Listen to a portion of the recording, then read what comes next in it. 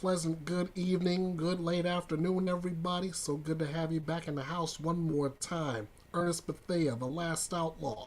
Welcome to the drama-free true crime destination known as Bethea'S Byte Reloaded. And I have a declaration to make a little bit later, but for now, again, it's so good to have everybody in the house. Thanks for joining me, and we're gonna jump right into our missing persons update. So, watch your screen. Here we go. Scroll back up here. All right, guys. This is Abby Lynn Patterson. Abby Lynn Patterson has been missing since September 5th of 2017 out of Lumberton, North Carolina, my old stomping ground. Used to live around that area. Abby Lynn Patterson is from Lumberton, born February 15th of 97. She has brown hair, brown eyes, and at the time of her disappearance, she stood about 5 feet 7 inches tall, weighs around 140 pounds. She was last seen wearing brown shorts and a white shirt, and she has a tattoo of a bird on her shoulder and a birthmark on the back of her right thigh. Here's the details. The Charlotte Division of the FBI and the Lumberton Police Department in North Carolina are seeking assistance from the public to locate Abby Lynn Patterson. She was last seen on Tuesday, September 5th, 2017, around 11:30 a.m. She left her home on East 9th Street in Lumberton, North Carolina, and was seen getting into a brown Buick. Patterson has not been seen since and has not had any contact with her family or friends. All right, guys, this, as always, is where you play a huge role in this. If you have any information regarding the whereabouts of Abby Lynn Patterson, do not hesitate. You're asked to call 911. You're asked to contact the FBI's toll-free tip line. Here's the number on your screen, 1-800-CALL-FBI, 1-800-225-5324. Also, you're asked to call the FBI Charlotte Field Office. That number is 704-672-6100, 704-672-6100. Or you can get in contact with the Lumberton Police Department. That number is 910-671-3845, 910-671-3845. Or you can submit your tip anonymously at tips.fbi.gov. You got 4 ways to get in contact. 911, the FBI toll-free tip line, FBI Charlotte Field Office, Lumberton Police Department. Any information you can give, your diligence will be the difference maker of bringing Abby Lynn back safe and sound. And note the 3 photos. All 3 of them are current photos of Abby.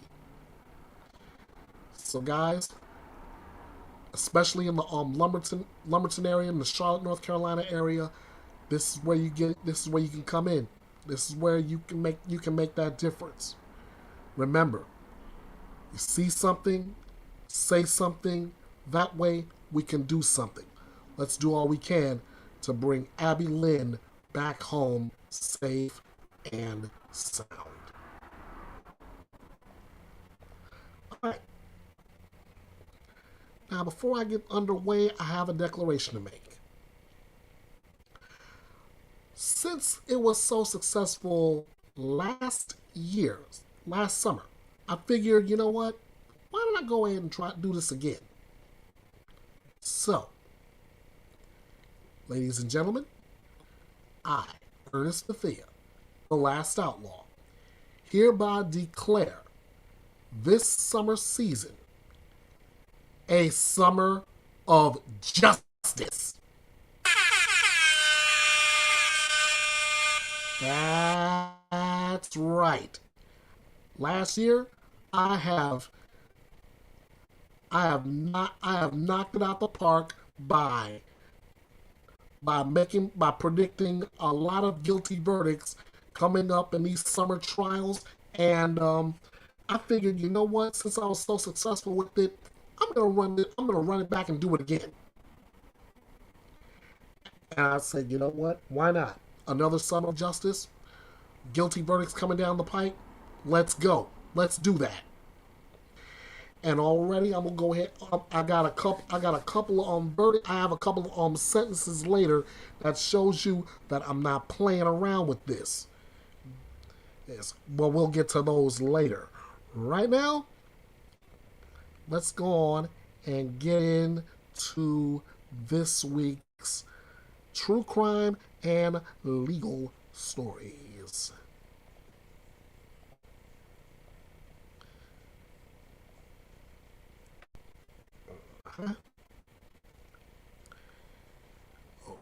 Okay, we are getting set here. Perfect. All right. Here you go, guys. This is where we begin. Right out of my home area, out of the Portland, Oregon area. A man who has been under investigation in the deaths of 4 women whose bodies were found scattered across northwest Oregon last year has been indicted in 2 of those killings, as in the death of a woman whose body was found in Washington State. A grand jury indicted 39-year-old Jesse Lee Calhoun on second-degree murder charges in the deaths of 24-year-old Charity Lynn Perry, 31-year-old Bridget Leanne Webster, and 32-year-old Joanna Speaks. That's according to an announcement by the Multnomah County District Attorney on last Friday. Perry and Webster were found in Oregon, while Speaks was found in an abandoned barn in southwestern Washington. Multnomah County Sheriff Nicole Morrissey O'Donnell told a news conference at Portland Police Headquarters, saying, "Today's indictment of Jesse Calhoun marks a significant step toward justice. We recognize that until today, there have been many questions and that their deaths have caused fear and anxiety across our area for the families that have been waiting for answers." The indictment came just weeks before Calhoun was due to be released from state prison, where he was returned last year to finish serving a 4-year term for assaulting a police officer, trying to strangle a police dog, burglary, and other charges. He was initially released in 2021, a year early, because he was among a group of inmates who helped fight devastating wildfires in 2020. Governor Tina Kotek revoked the commutation, which was issued by her predecessor, Kate Brown, last year when police began investigating him in the deaths. Smart move by our governor, in my opinion. Court records did not immediately reflect whether Calhoun has an attorney representing him on the murder charges. Authorities have not divulged what evidence they alleged linked him to the deaths. The district attorney's office said last Friday that the charging document was still being finalized. The families of the 3 told reporters they struggled with addiction or mental health issues. The deaths of 2 other women, Kristen Smith and Ashley Riel, both 22, are still being investigated. That's according to the prosecutor's office. The bodies were found over a 3-month period starting in February 2023 in wooded areas, in a culvert, and under a bridge in a roughly 100-mile radius, sparking concern that a serial killer might be targeting young women in the region. Speaks' body was found in Clark County, Washington, in April 2023, but investigators have said they believe she was killed in the Portland area. Last June, the Portland Police Bureau said that speculation about a serial killer was not supported by the available facts. But by July, that had changed, and authorities acknowledged the deaths appeared to be linked. Riel's body was the most recent one found on May 7, 2023. Her father, Jose Riel, told the Associated Press last year that Calhoun had previously choked her in November 2022. A Portland police officer took the initial report from Rayal and his daughter, and she gave the officer Calhoun's name, but she was too scared to help investigators track him down. Perry's mother, Diana Allen, and Smith's mother, Melissa Smith, attended the news conference Friday and credited the work of the detectives. It's been very, very frustrating for us families not to have answers, Allen said. But she added the investigators cared more about justice for Charity than they did for my feelings. I have to have a level of respect for that. Smith says she hopes to eventually have her daughter's case solved as well. We just keep going. We keep waiting. We keep praying, she said. Stay hopeful. And that is what we do in covering cases like that. We stay hopeful. We keep waiting, and we keep praying for justice. That's why this channel in particular, part of its mantra is, above all else, justice served. And I hope that these families get the justice they are seeking. And if Jesse Lee Calhoun is behind all this, then he gets to go right back where he came from, right behind bars. Moving right along, we got another trial coming up.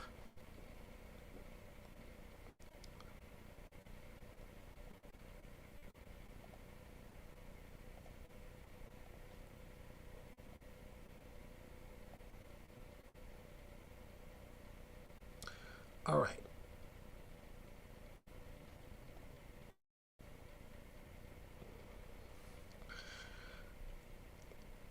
Oh, perfect.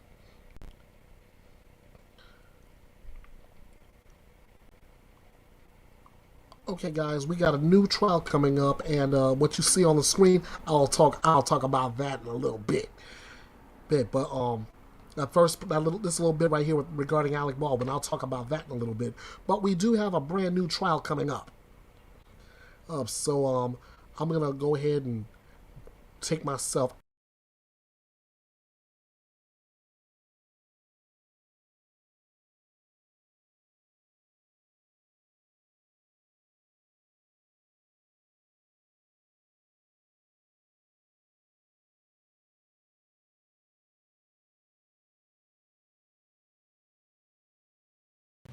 A cold case murder goes to trial next week, and Court TV will be there for all of it. Tennessee mother Karen Swift was found dead in an abandoned cemetery more than 12 years ago. Now her husband is heading to trial. Court TV anchor Julia Janae gets us caught up in the case against David Swift. David Swift was charged with premeditated first-degree murder in August 2022 in the death of his first wife. More than a decade earlier, on October 30th, 2011, is when Swift reported his wife, Karen, missing. David told investigators the night before that Karen left for a Halloween party to pick up one of their daughters from a friend's house. He said they came home sometime after midnight and that his wife went to sleep in their daughter's room. According to David Swift, that was the last time he ever saw her. Local news station WMC spoke to Karen's mother, Carol Johnson. The minute David called me and told me he didn't know where Karen was, I knew she would not be back. My daughter doesn't leave her kids. She was one of the most devoted mothers I've ever known. The 44-year-old mother of four had filed for divorce just 3 weeks earlier. Her SUV found near her home on the morning she went missing. Her Halloween costume was inside.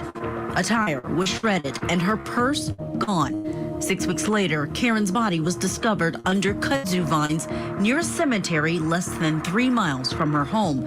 Here's more from WMC's interview with Carol Johnson. It still hurts every day to know that somebody took my baby, killed her, and took her down to the kudzu and threw her out like a rag doll.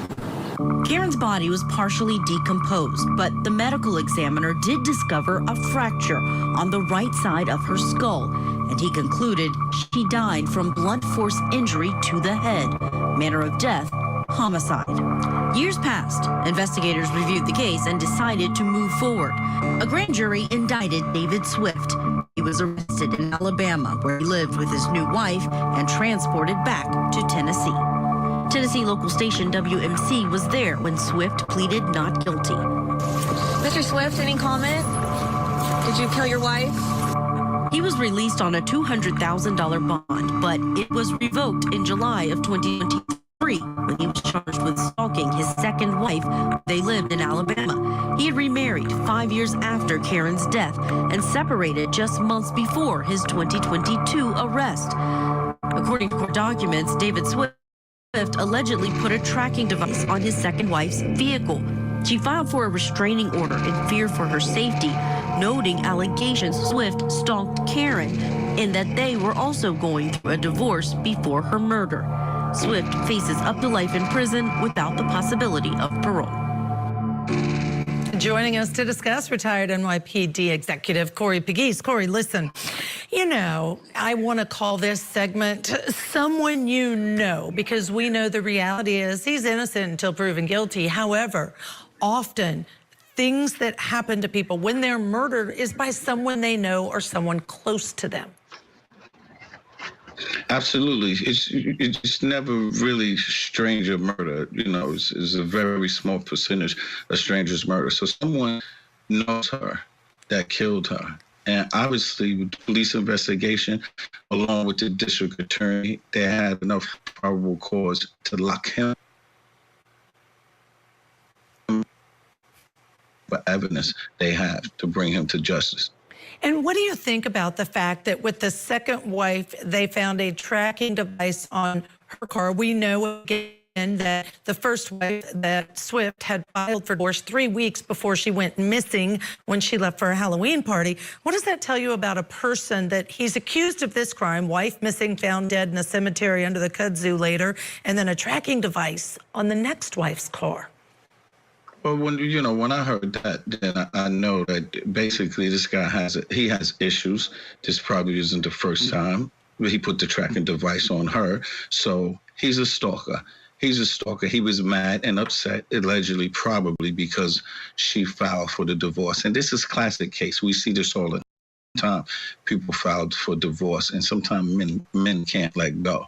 Men or women. I don't want to just have all the courties going off on me, blaming men. But it happens on both sides of the aisle, especially when a divorce is filed and someone doesn't want to let go. This was calculated. He knew that she was going to the Halloween party. So this could be like the perfect alibi. Oh, she went to the Halloween party and never came home. But they did the investigation and they put the bracelets on this man. Yeah, revenge is always a good motive in many of the cases that we cover. Last question about this case, because the reality is, unfortunately, all across the nation, worldwide, you have cold cases for years and years and years because bodies are not found. Do you think it was luck that she was finally found in that cemetery? Talk a little bit about that piece, because arguably her body might have never been found.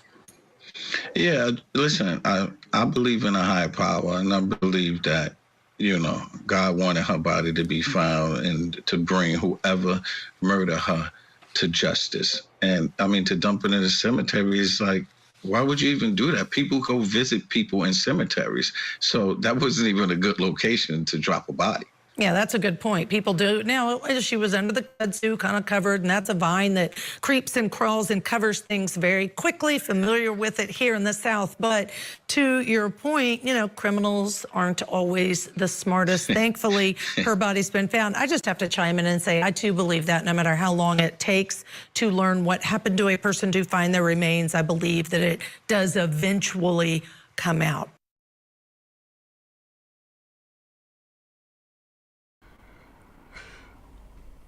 Thanks to former NYPD Executive Corey Pegues for lending his expert commentary on that. Judge Ashley Wilcott of Court TV, and of course Julia Janae for the breakdown of this case. And April Tobin just dropped in the chat, and she said that that the defendant in this case, David Swift, looks scary, has black eyes. I said, and I looked at his photo too, and I was like, I'm thinking, yeah, this guy looks like he's soulless. Maybe maybe the gentleman was right in thanks a lot, April. I did go back to the bald look, and that's where I guess where my best look is, but that's another issue. Anyway, I was gonna say that Corey Bethea'S assertion that this is a guy who just doesn't want to let go, I kind of agree with, because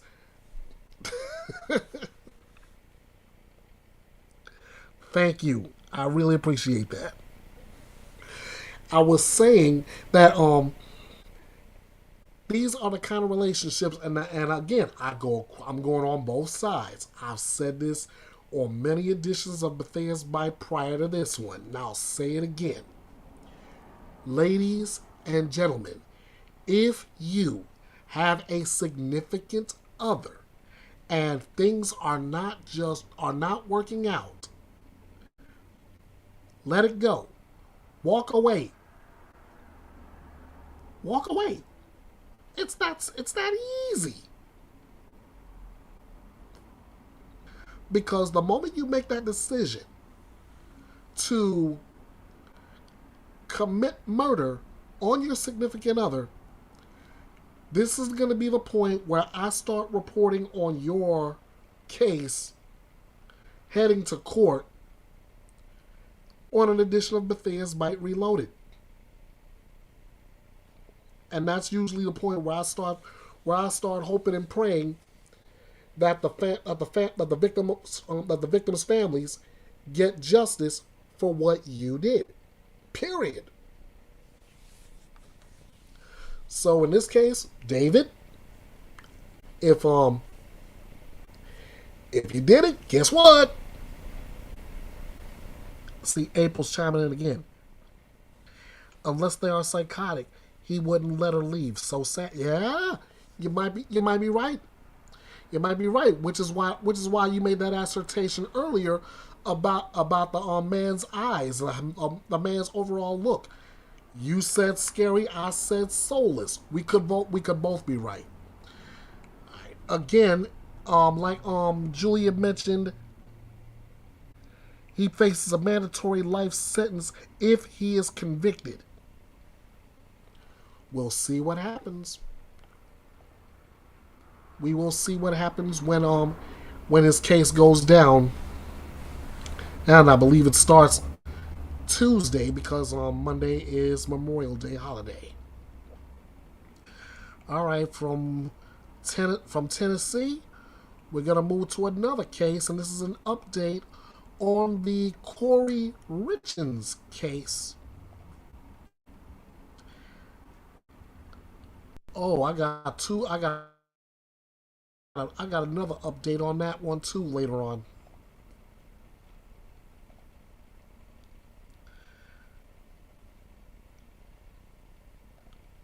All right.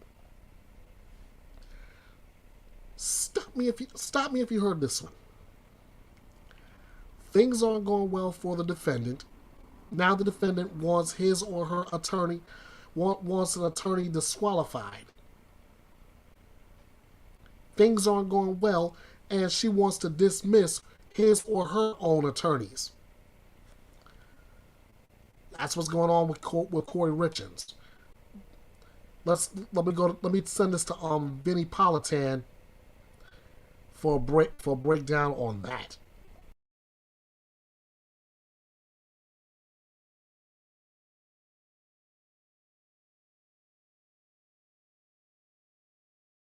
Time to reveal something else you need to know. Take a look. This is Corey Richens. This is a big case that we are tracking. We're getting closer and closer to the trial. It's out of Utah. She's accused of murdering her husband, poisoning him, and then after she murders her husband, she writes a book about children grieving the loss of a parent. Well, anyway, she is now speaking out from behind bars in a recorded message that she sent to the Dateline True Crime Weekly podcast. Take a listen. And I'm ready to get this one heck of a fight. You took an innocent mom away from her babies. And this means war. This means war. Get ready for the trial of Corey Richins. Obviously, every development we will bring you here on Closing Arguments. Trust me, this is another big one.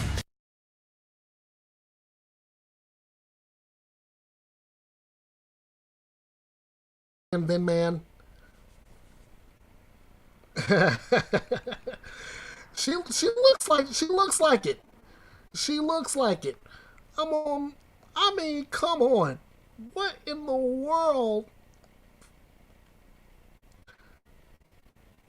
What in the world would you think about coming out like that? I mean, I'll let the video speak for itself.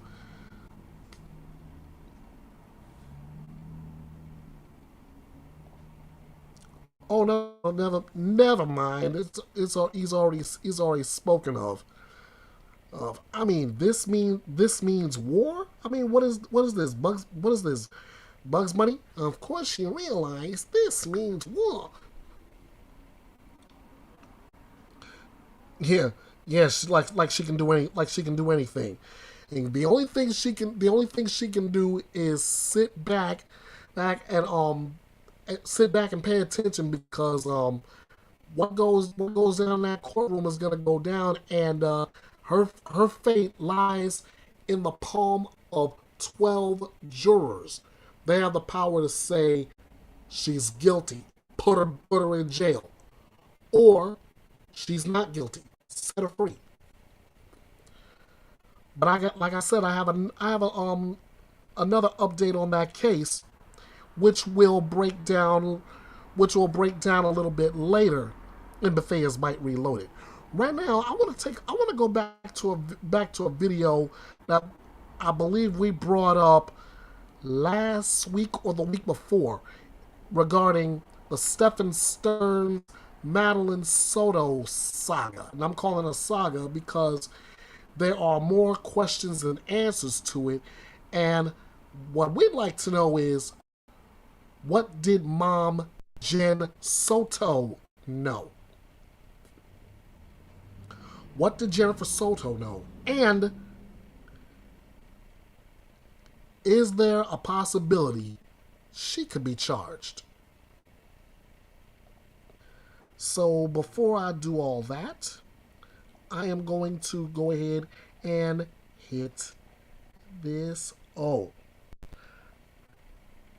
In your opinion, Jen Soto sick too? We're gonna see exactly how sick.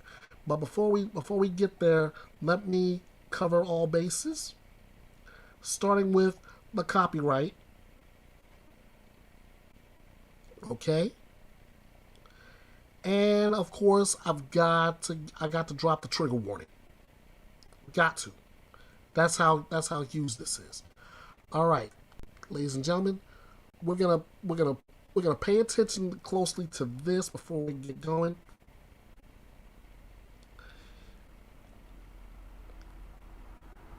Well, April, as much as I agree with you, from what we've heard, she didn't know it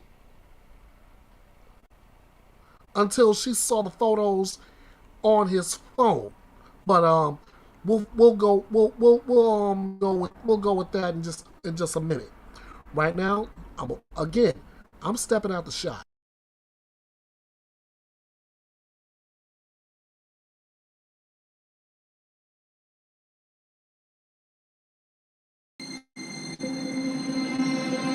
Madeline Soto's 13th birthday party was on Sunday, February 25th. The party was at a relative's house and she was surrounded by family. But one person who wasn't there was her mother, Jen Soto. She was working. Madeline's mother and father were not together. In fact, her dad married another woman a couple of months after she was born. But there was a man living in her house, his boyfriend, Stephen Stearns. Stearns was at the birthday party, and at some point after the party and before she was supposed to be at school the next day, Madeline was murdered.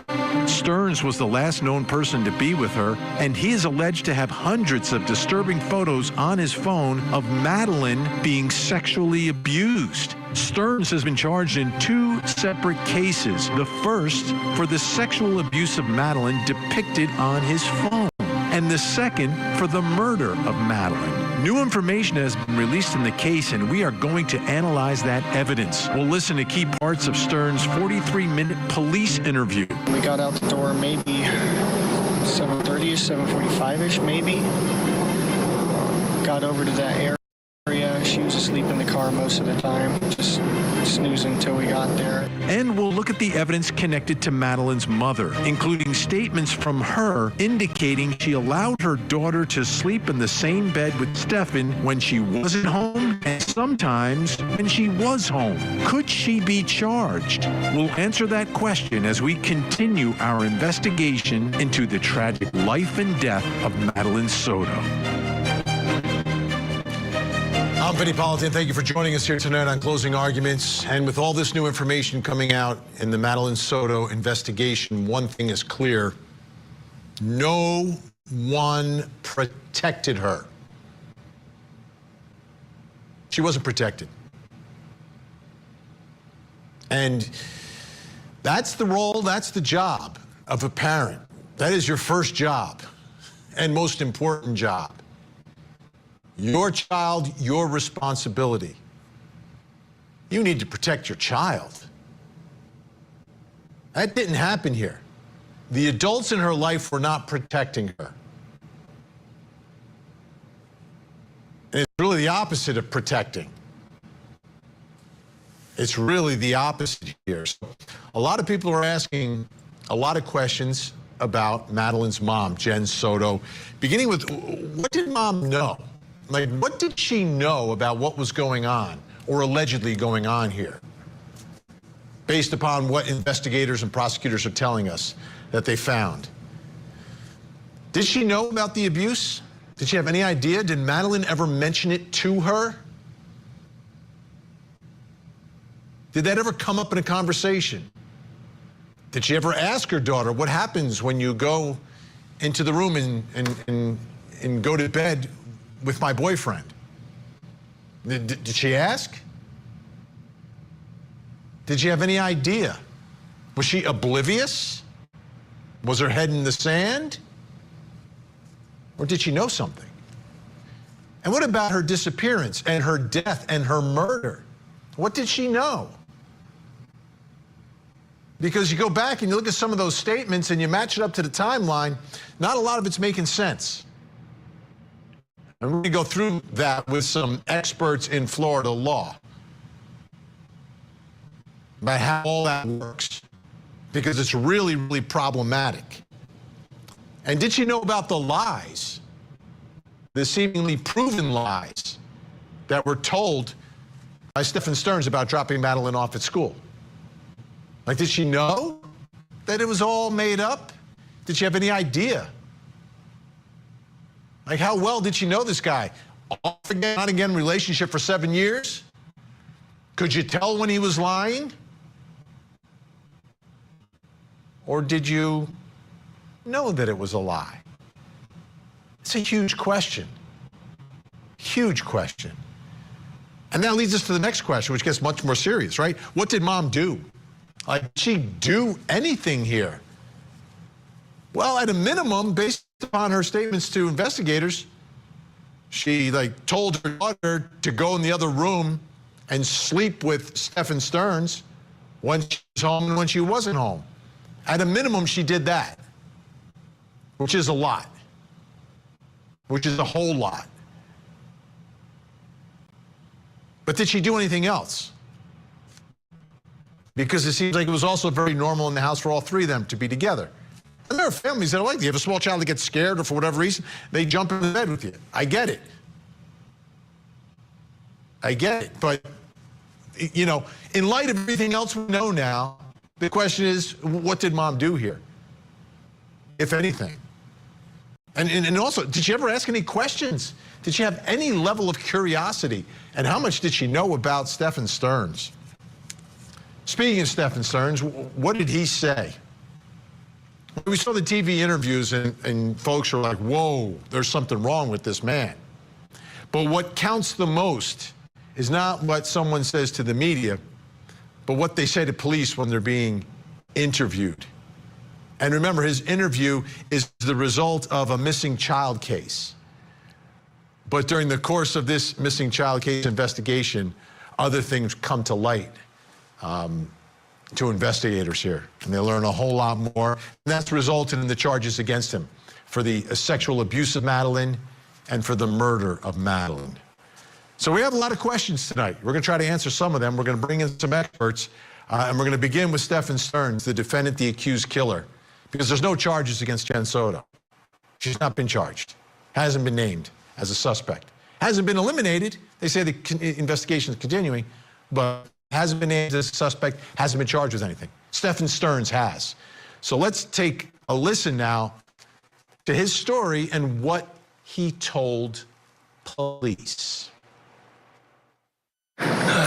So we woke up early. The plan was that we were going to get McDonald's breakfast on the way, so we made amazingly good time getting I don't mean out to the door. interrupt you, okay? Neither of us were here yesterday, so if you can be kind of like specific about like times and stuff like that, okay?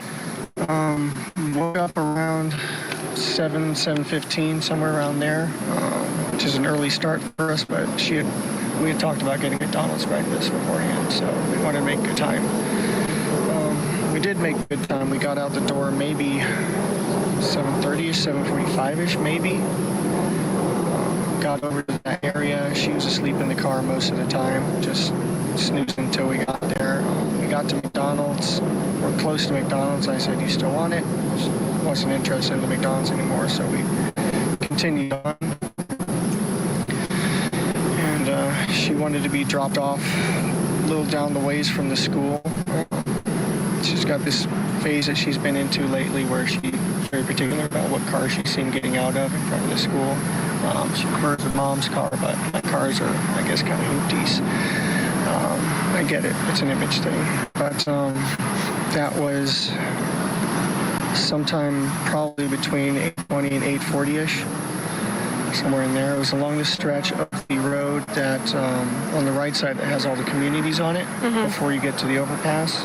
We could see the overpass from where it was. So it was on that side, on that stretch of road, and that's where I dropped her off. She said she was going to go wait for her friends. She was going to find them and hang out and wait for her friends. And I asked if that was going to be okay. She said, yeah, it's fine. Kids get dropped off early enough as it is. It's not totally unusual. It's just not really that early that I drop her off. School runs every once in a while for her. I said, okay. Let her out. Have a good day. Love you. Thanks. Love you too. And I turned around and was driving away and was watching her in my rearview mirror to make sure that she was going where she was supposed to go. And she was moving in that direction, but she was rummaging around in her backpack or something. What I assumed was probably headphones or something like that, but I found out later that she forgot her phone here, so she may have been rummaging for her phone. But she was still kind of making her way towards that direction, so it looked okay. It looked like any other day. And,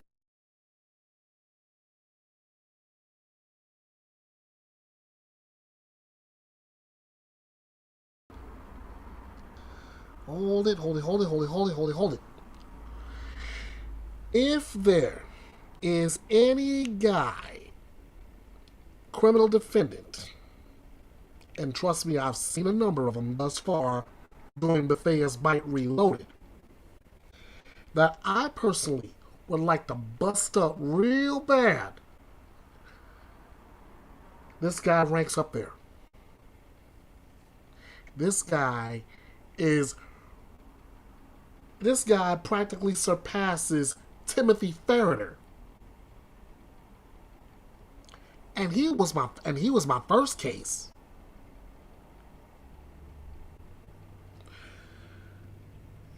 this man, the first time I saw Stephen Stern's face, I kept saying, "Oh, this guy's got such a punchable face. This guy's got such a punchable face."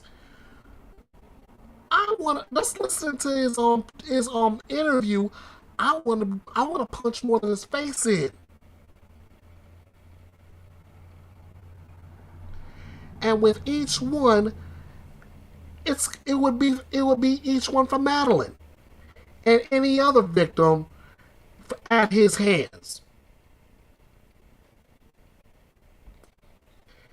And you're right, April.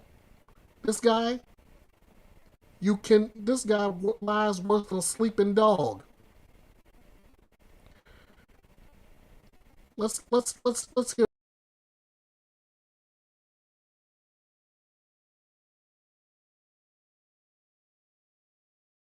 Just continue. After, what did you do? I talked to her for a minute. I made sure, is it all right that you're going early? Because it was still early. Mm-hmm. She said, yeah, it's fine. I'm going to hang out with my friends to get there, which she does sometimes, so it didn't sound, outrageous or anything. That was it. Told her to have a good day. I loved her. She told me she loved me too. I turned around to leave, and I was watching her in my rear mirror, and she looked like she was walking in the right direction. She was rummaging in her bag a little bit, like they said, still just shambling in the right direction while she was doing it. So it looked normal. It looked okay. Part that gets me is the rummaging through the bag. The backpack was found in the dumpster back at their subdivision. He's on video at 7:35 at the dumpster, by the way. So we know for sure that that's a lie. So you get an idea of what a lie sounds like from this man. But let's bring in our experts, special guest, clinical and forensic psychologist, researcher, expert on violent crime, and the author of New Evil, Dr. Gary Brucato is back with us. Also joining us, human behavior expert, jury consultant, Susan Constantine. Great to see you both. Let me begin with you, Susan. As you listen to his voice, that the whole thing about rummaging through the backpack, we know that is him lying, because the backpack on video at the dumpster, and that's where the backpack is found. He was there at 7:35. So what do you think, and what do you hear in his voice, in his story? Well, I have to tell you, as you guys all know, that he flunked the test like miserably. So, when you're looking at language, his overall voice is over explaining.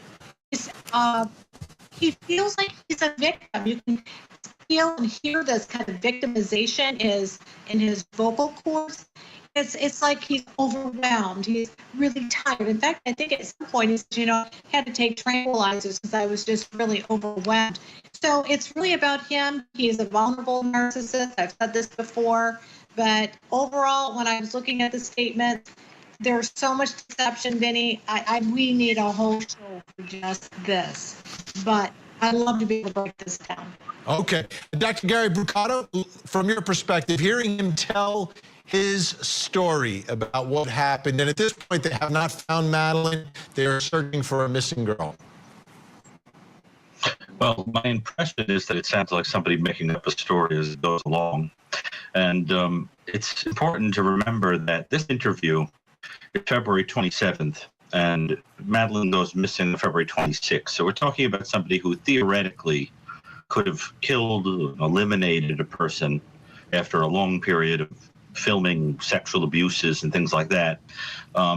Is less than 24 hours later is here presenting in the way that's being described here, with this kind of victimized tone and so forth. But there's also this quality of making a gallant effort to kind of try to sound like Father of the Year. You get this kind of father knows best quality to the story, where she's saying, I love you, and he's watching in the rearview mirror, making sure she's okay. But what we have alongside that picture is the picture of somebody who is making this big loving story about the backpack. And the backpack has been like unceremonially dumped into a trash can. The kid that he's talking about, he may very well have killed less than 24 hours before, and you wind up with this bone-chilling comparison between that story and the reality of what might have really happened, and it's sickening. Okay, let's listen to another piece of the interview, and here he's actually called out by the investigator who was interviewing him because he has some information that is the exact opposite of what Stearns is saying. Let's watch or listen. You make a U-turn, you go back to the McDonald's, but you said that she still doesn't want the McDonald's. Still doesn't want it. She was just going to eat the Danishes that I had given her. So you're going up here now, still northbound on Jonghyuk Parkway. Mm-hmm. You make a left at Town Center this time. Town Center, then make a right onto, yes. And then you drop her off around like dropped her off around halfway up the road there. So keep in mind, all of this is still northbound. Okay. Right? You're still northbound on Jonghyuk Parkway. So why is your car seen going southbound at 8:10?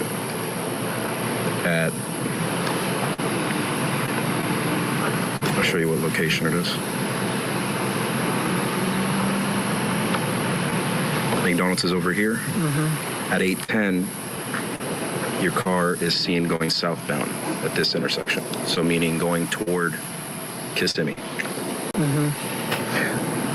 I had forgotten I had forgotten my gate clicker. I'm sorry. I forgot. I had gone back to the house real quick after we left because I forgot my gate clicker.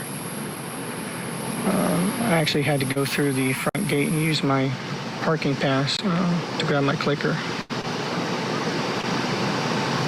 So it was the wrong time.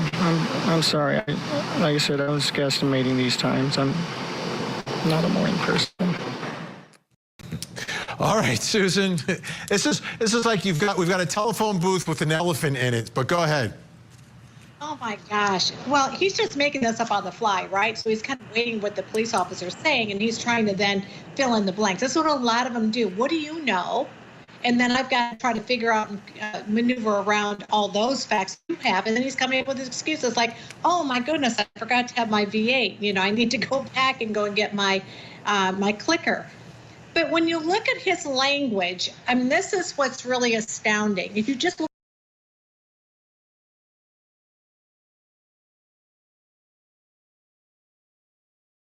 right there, just to show you guys, as you can see on the screen, all the evidence against Stephen Stearns.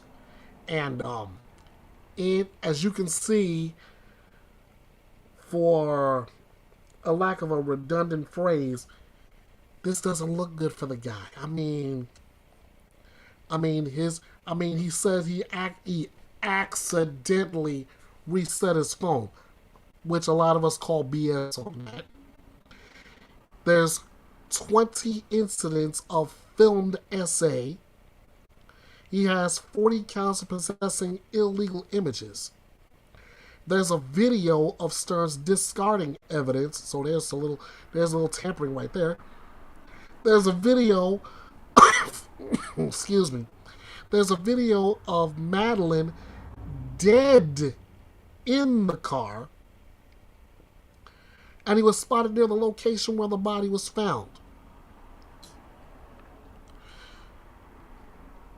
I mean, can it get any clearer than that? This guy, done.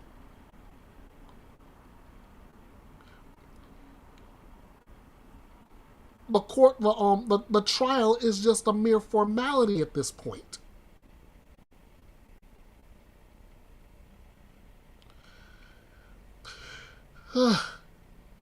And this guy right now, as we're hearing thus far, or like April's Tobin just said earlier, as we're listening to this guy, he is just telling lie after lie after lie. And body language expert Susan Constantine even said it herself. This guy is just making stuff up on the fly. And I mean, he is making it up on the fly. He gets called out and then, I forgot my gate clicker. I'm sorry about that. Yeah, right. He knows he's busted. He knows full blown well he's busted. But but you know what? My mother always said you give a person enough rope, he'll hang himself with it. And right now, that's exactly what Stephen Stearns is doing with his quote unquote storytelling. Let's go.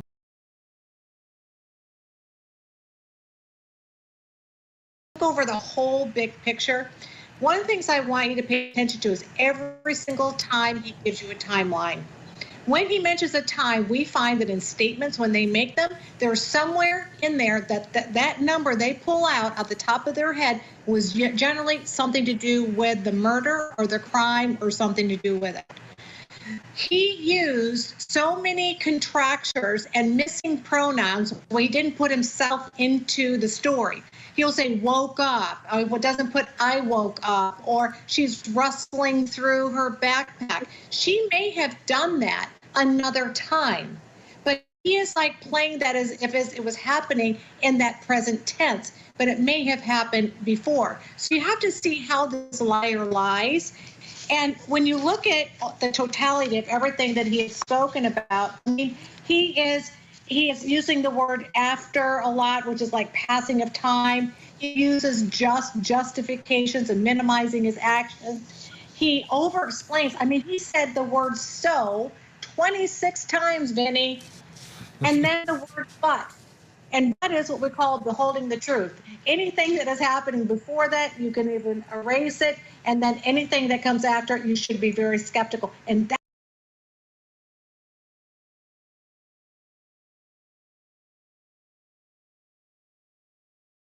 I'll give you a little piece of advice my pastor is always giving. Whenever you have an explanation, you're about to say something, and then you use the word but. It's like, forget about everything I just said. This is what I'm saying. And I'm going to go back just a little piece if I can.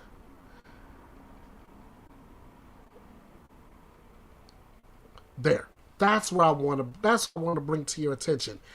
The list of charges against this clown.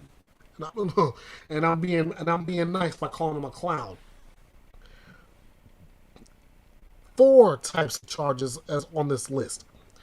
He has 8 counts of S battery on a child under the age of 12. 5 counts of S battery with a child between the ages of 12 and 18. And 7 counts of lewd or lascivious molestation.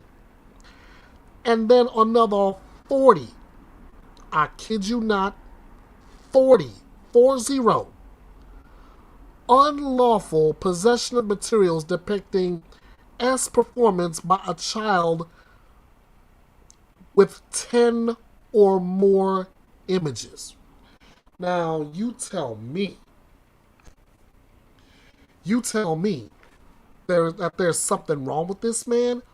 Understatement of 2024. And this guy, oh boy, this guy deserves everything that's going to come to him. I believe that. I'd be surprised if he makes it out of prison. Out of the prison long enough to go to court for his trial. Meanwhile, let's go back to our expert, Vinny Politan, for more on their insight into Stephen Stearns'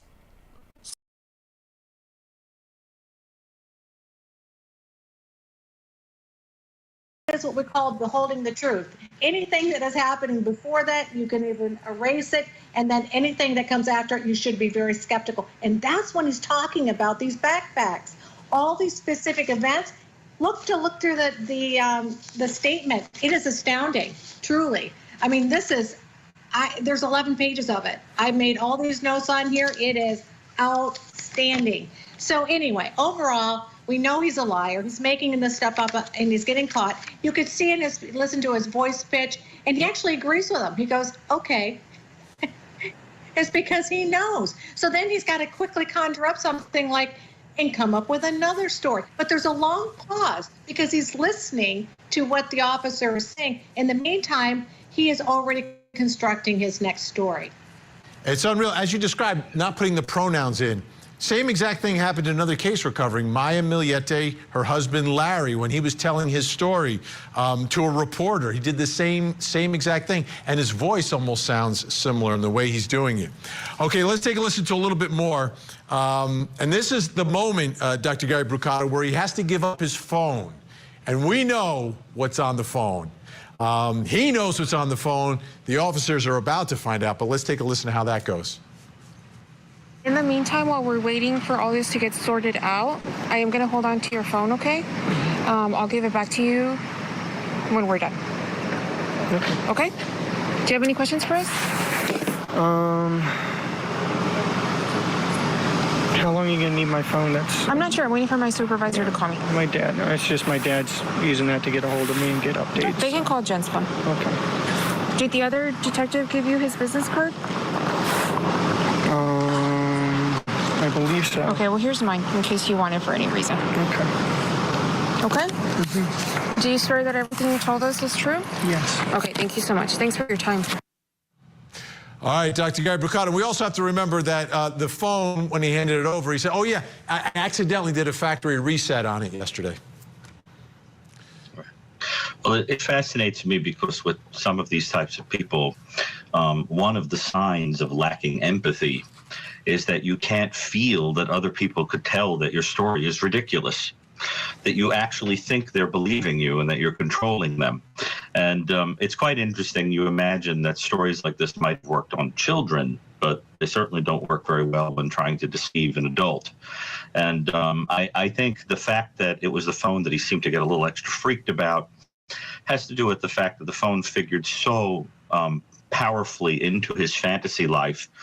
It is obviously the place where he kept all kinds of images of God knows what involving this child. But it wasn't only the idea of the culpability if those things were discovered, but the idea that now that private world was going to be shared with somebody else. And offenders with whom I've communicated discuss that kind of thing, resenting the idea that that fantasy is no longer within their control and that someone else is going to see it. And I'll say finally that a book title waiting to happen is the line that he says in the interview where he says, I'm not a morning person. And if you change the spelling of morning to M-O-U-R-N-I-N-G, I think you have the truth of the story here. Absolutely. Let's take a listen to one more piece of his interview here. Again, here now he's talking, Susan, about those tranquilizers and his panic attacks. I don't recall. You have to ask her if we went anywhere. I don't recall. I was so zonked out on Ativan at that point. Because I was a wreck. I don't think... And this would have been when? Yes, thank you. I don't recall us going anywhere last night, but honestly, at that point, my brain was mush, and I was on so many tranquilizers to keep me stable. It's just... You said Ativan? Yeah. Do you usually take that, or? Yeah, I have a prescription. I haven't needed it in a long time, but what's that for? Anxiety. Okay. I was having these rolling panic attacks and breaking down crying, and it was the only way I could get to sleep last night. And then again this afternoon. That's why I missed your calls. I'm sorry. I took an Ativan and conked out for a few hours. It's the only time when I'm not crying. Guys, Susan, we have about 30 seconds here. Okay, first of all, I want to mention one thing. I'm going to back up a little bit. Anytime somebody puts the word phone in their statement, it's generally associated with a crime scene. So we've seen that 4 times. Now, we're listening to his Ativan deal. This is for him to kind of detach, and he's trying to conjure a story up because he's not going to be available. So that's what he's really telling you. All this other stuff is just smoke and years. He's not available. He's having a hard time sleeping. When a parent loses their child, they're not sleeping or trying to sleep. They're out there looking for their kid. So I got to tell you, this I'm so mad I wanted to throw the pen at the TV set. Well, Susan Constantine, Dr. Gary Brucato, your insight is amazing. Appreciate your valuable time, and we'll see you again really, really soon. Thank you.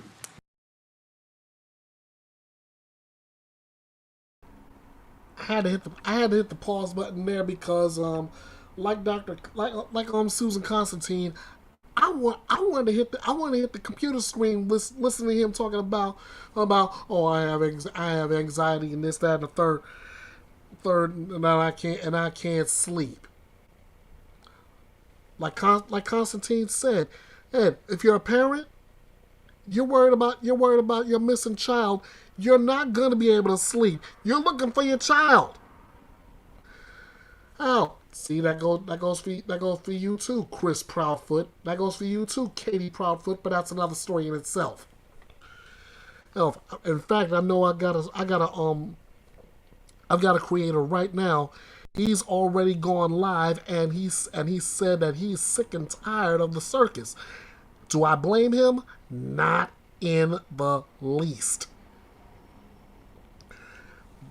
But he's covering that story. I'm covering Stephen Stearns at the moment, and all I can say is, Stephen Stearns, your whole entire story, your whole entire vibe holds zero water with me, and I don't think it's holding water with anybody else either, unless it's Jen Soto, but that's just my opinion. What's next?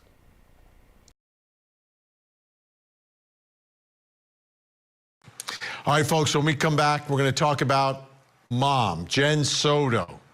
Will she be charged? What could she be charged with? And what do investigators need to know about her? Plus, coming up next hour.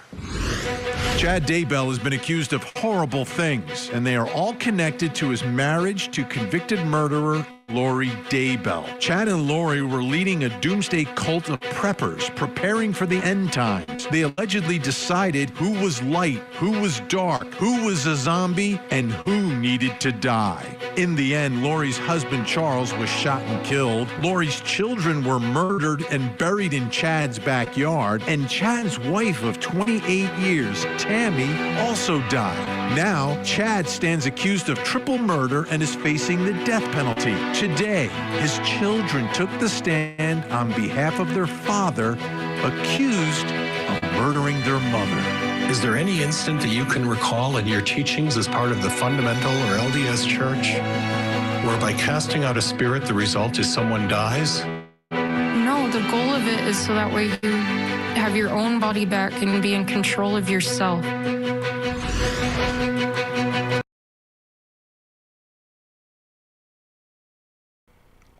I honestly would like to recap a lot of that case too. But right now my focus is here with Stephen Stearns, Jen Soto, and Maddie Soto. Maddie, as you all know, she was found. She was declared missing.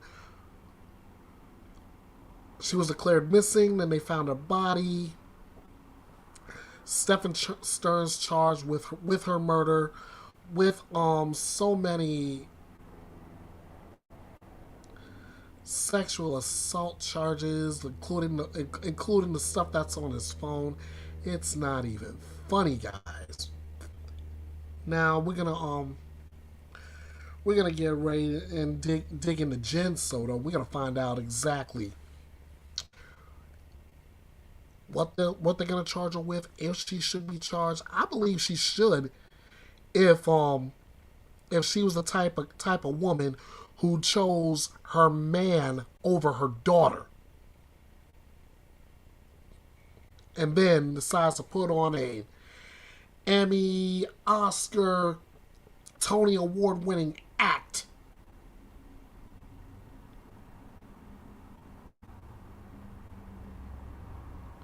Like she actually cared what's going on, and all the while, in reality, she let it happen. So, again, I take myself off.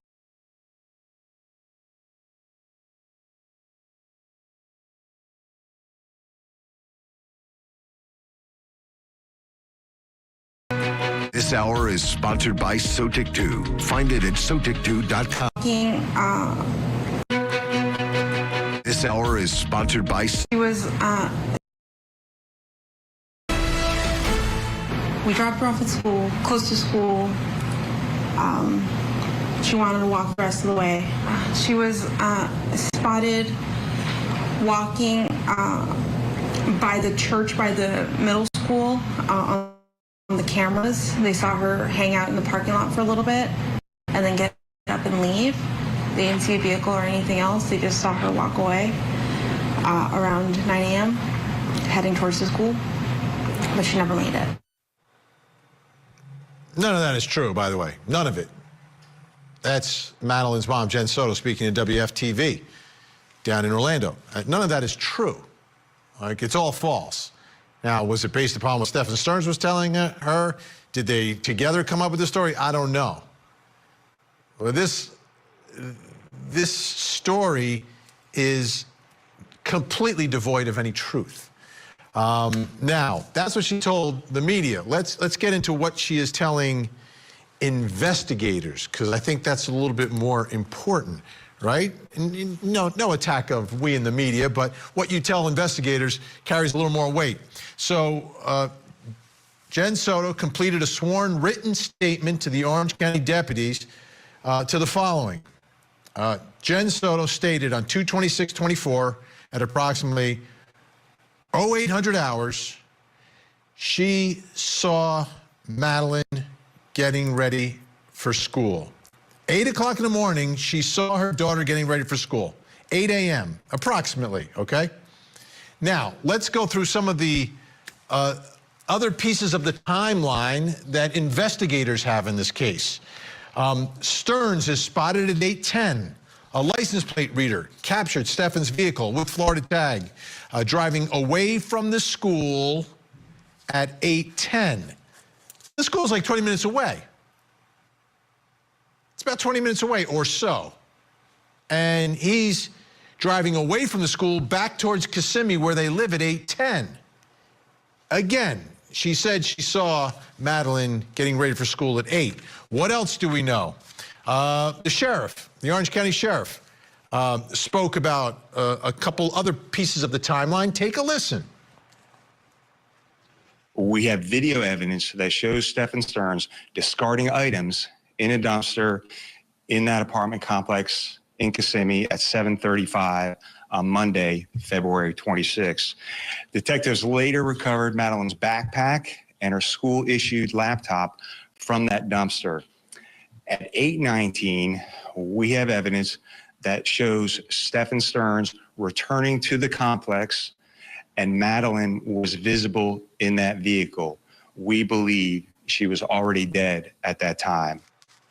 Okay, and that jives with the 8:10, right? 8:10, you're driving back towards Kissimmee. 8:19, you get back to the complex, and Madeline Soto's in the car. So she had to be in the car when they left. So let's go back again. She's saying 8 o'clock in the morning, she saw her getting ready for school. 7:35, he was already tossing out her laptop and backpack at the dumpster, which is near the back exit of the complex, by the way. Okay, let me bring in my guests, special guest joining us in Orlando, Florida, America's judge, retired judge of the 9th Judicial Circuit, the Honorable Baldwin Perry, and also joining us, the state attorney for Palm Beach County, Dave Arenberg, who, Judge, he's a Harvard guy, okay? Harvard smarty. So we got a lot of brains here tonight between these two. Unbelievable. I'll begin with you, Judge. Judge has to go first, Dave, sorry. That statement that she provided, seeing her getting ready for school at approximately 8 o'clock, is that a problem for her in terms of potential charges or liability? If not, what else do investigators need to try to demonstrate that she's perhaps involved in a cover-up, perhaps involved in disposing of her daughter's body? Debbie, unfortunately for her, as a friend of mine would say, the math is not mathing with that timeline. She's in deep trouble. She has verifiable lies that does not jive with the timeline. As they uncover more, she could be facing a multitude of charges in this particular case. Let me ask you, Dave Arenberg, what do you see as potential avenues for prosecuting Jen Soto? What would you need? What sort of evidence? And nothing related to the sex crimes. I want to deal with those separately. So just with the murder, the cover-up, the disposing of the remains. Well, it's good to be with you, Vinny, and with the judge. I think the judge is right about the lying. You could possibly charge her with lying to law enforcement, but the real crime that she could be charged with, based on what we know now, is potential child neglect charges. Now, child abuse under Florida law under Section 827.03 includes child neglect, and neglect can be a second-degree felony punishable about to 15 years in prison if a caregiver fails to provide a child with the necessary care, supervision, or services to maintain that child's physical and mental health. And if that neglect causes great bodily harm, which clearly occurred here, then it does rise to a secondary felony. That's the crime that she could be charged with, depending on the facts. Now, she may say that she has no intent to commit such a crime. But remember, we're not talking about intentional child abuse. We're talking about child neglect.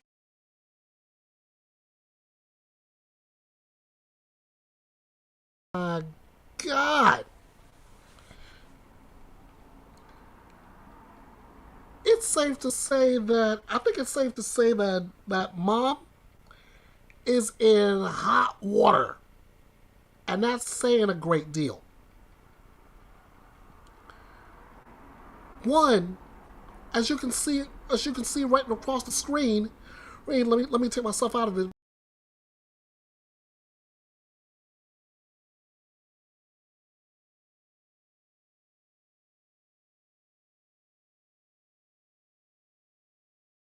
First off, who in their right mind would do that? And second of all, Mom, what are you doing? This is a 13-year-old girl with a full-grown adult male.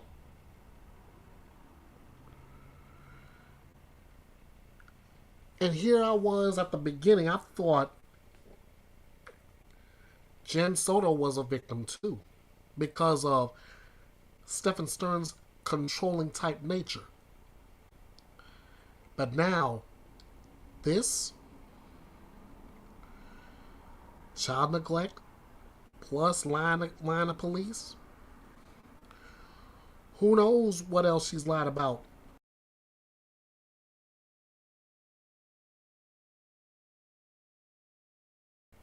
Let me go back to Vinny, our attorney from Florida, and the Honorable Judge.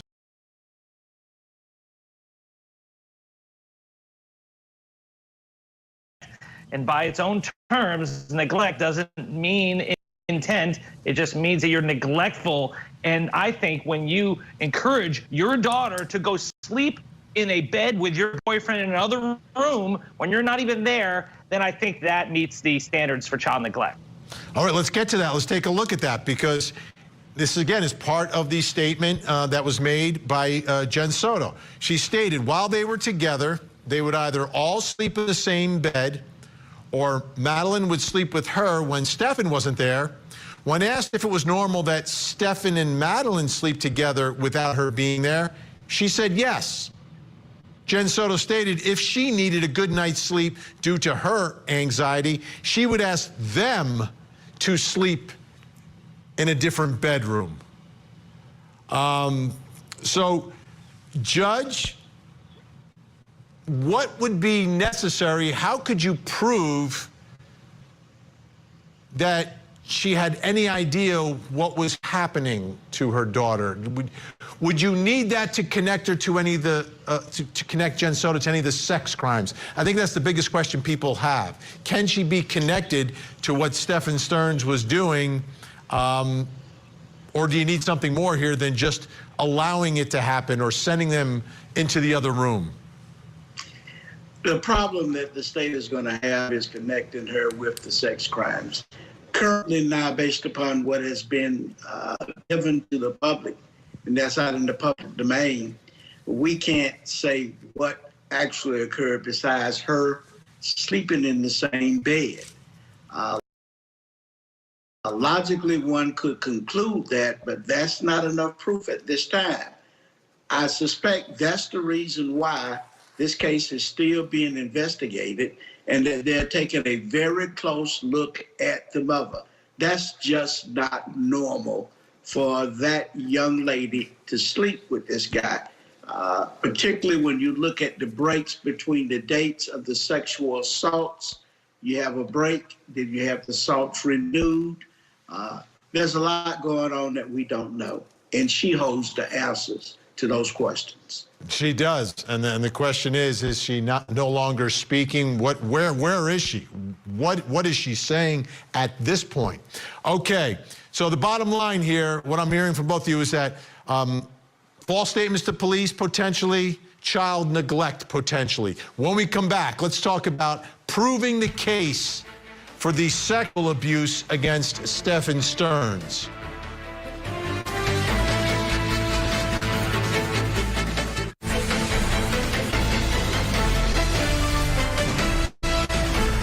She brings a lot of joy. She's a very good girl. It definitely doesn't feel the same around here if she's not here.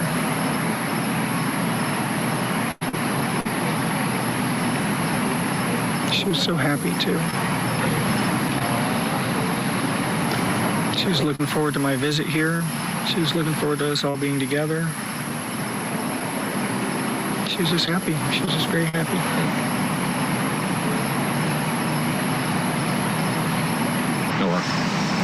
I loved her like she was my own.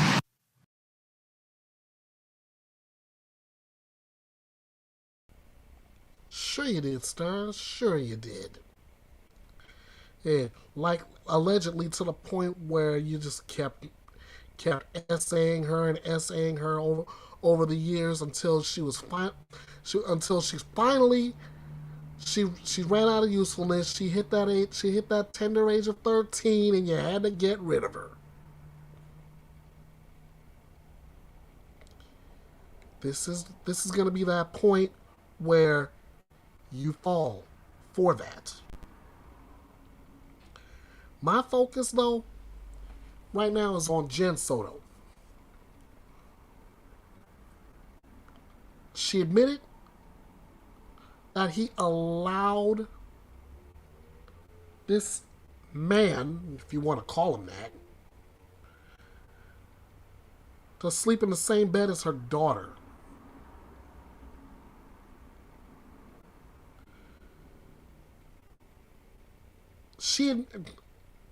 She admitted that. Who in God's name allows something like that?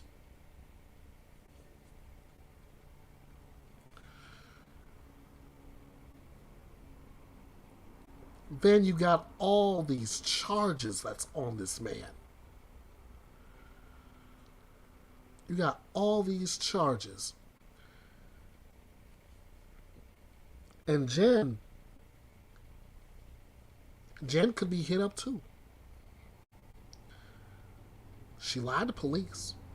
That's one good set of charges. She didn't protect her daughter, so that's what? Neglect?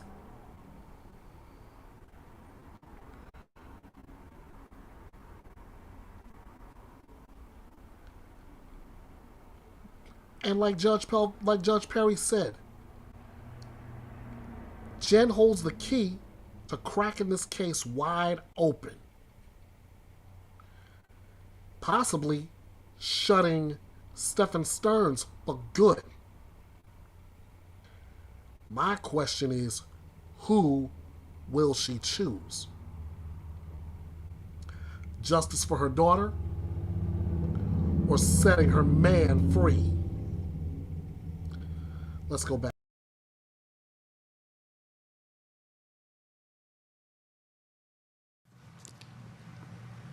Madeline Soto was not happy.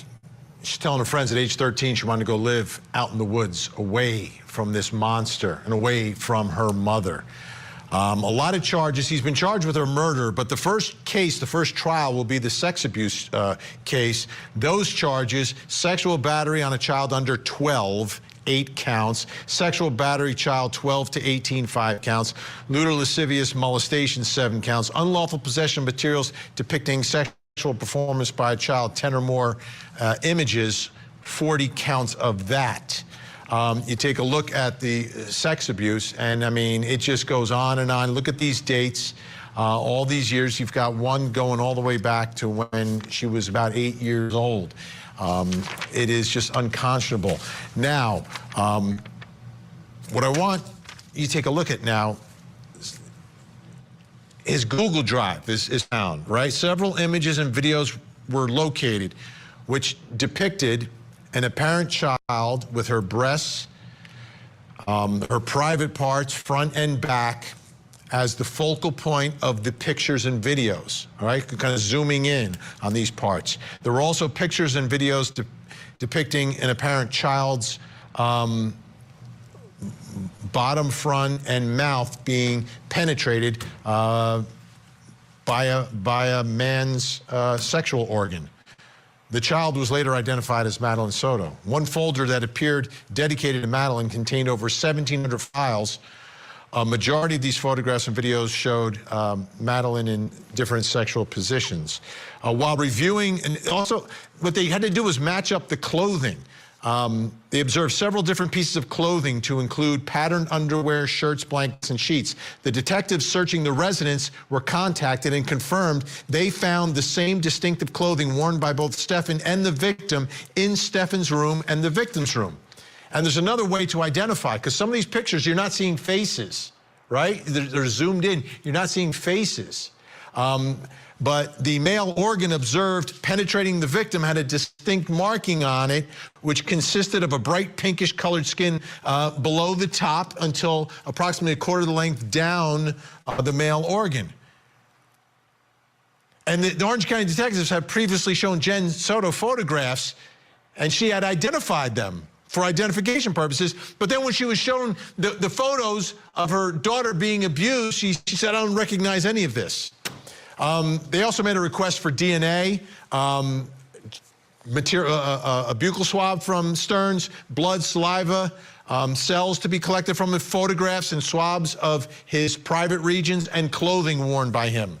So here's some of the evidence. Let's bring back our guest, Honorable Baldwin Perry, Dave Arenberg.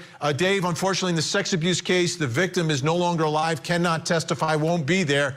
Will this be enough to prove it, even if the pictures are zoomed in and you're not seeing faces?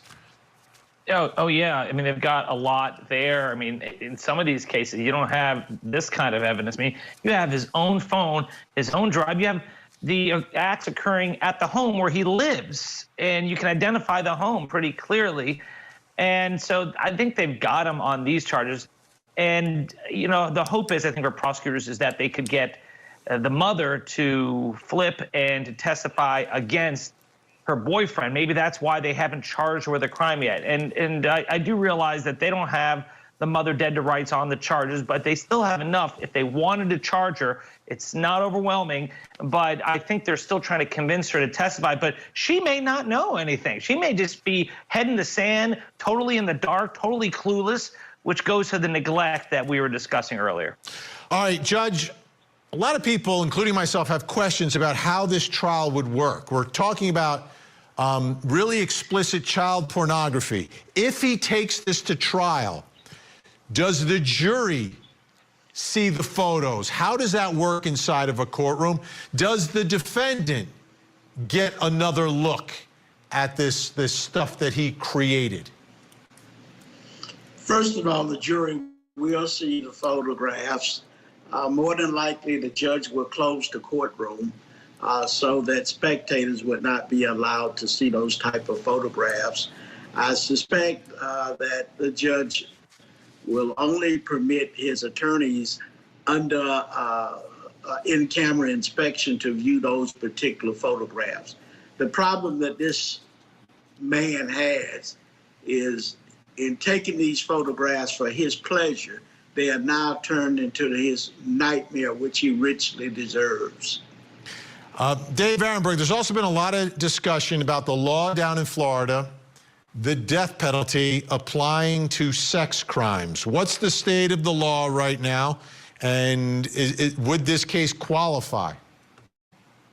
It would, Vinny, and the law is new, and we're not certain, though, if it will survive court scrutiny. Does it violate the Eighth Amendment against cruel and unusual punishment? Remember, the law says that if you commit sex act on a child, you're eligible for the death penalty, even if there's no death. So that's where it could get overturned on appeal. But right now, it is the law of Florida. And not only is that a new law, but we also have a new law in Florida that says you don't even need a unanimous jury when it comes to the penalty phase to give someone the death penalty. You just need 8 out of 12 jurors. So I can tell you one thing for sure in this, Vinny, jurors will hate this guy. They will want to give him as tough a penalty as possible. We'll see, though, if he gets that kind of penalty and if it survives on appeal. Judge, your thoughts on the death penalty and how it will apply potentially to this man? I agree with State Attorney Ehrenberg. While this is the law, the Supreme Court many years ago of the United States outlawed the death penalty as cruel and unusual punishment for the crime of sexual battery on a child, which used to be the law in Florida a long time ago. Unfortunately, this guy will face the death penalty, hopefully, on the murder charge. The Honorable Belvin Perry, State Attorney Dave Ehrenberg, great to have you here. You guys know this stuff so well, and I'm glad we had your expertise tonight. Thanks so much, guys.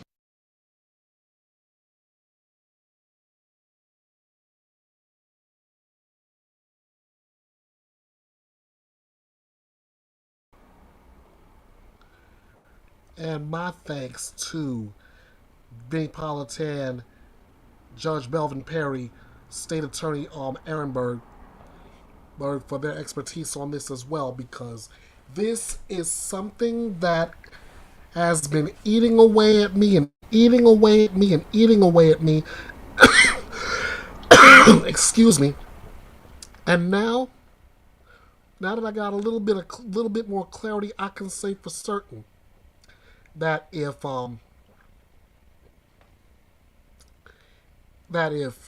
Stephen Stearns goes to court,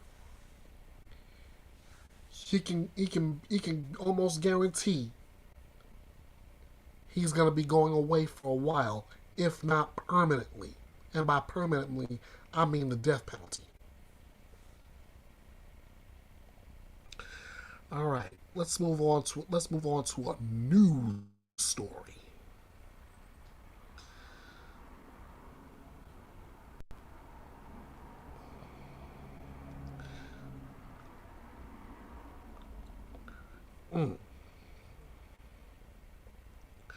Ooh boy, this is not good.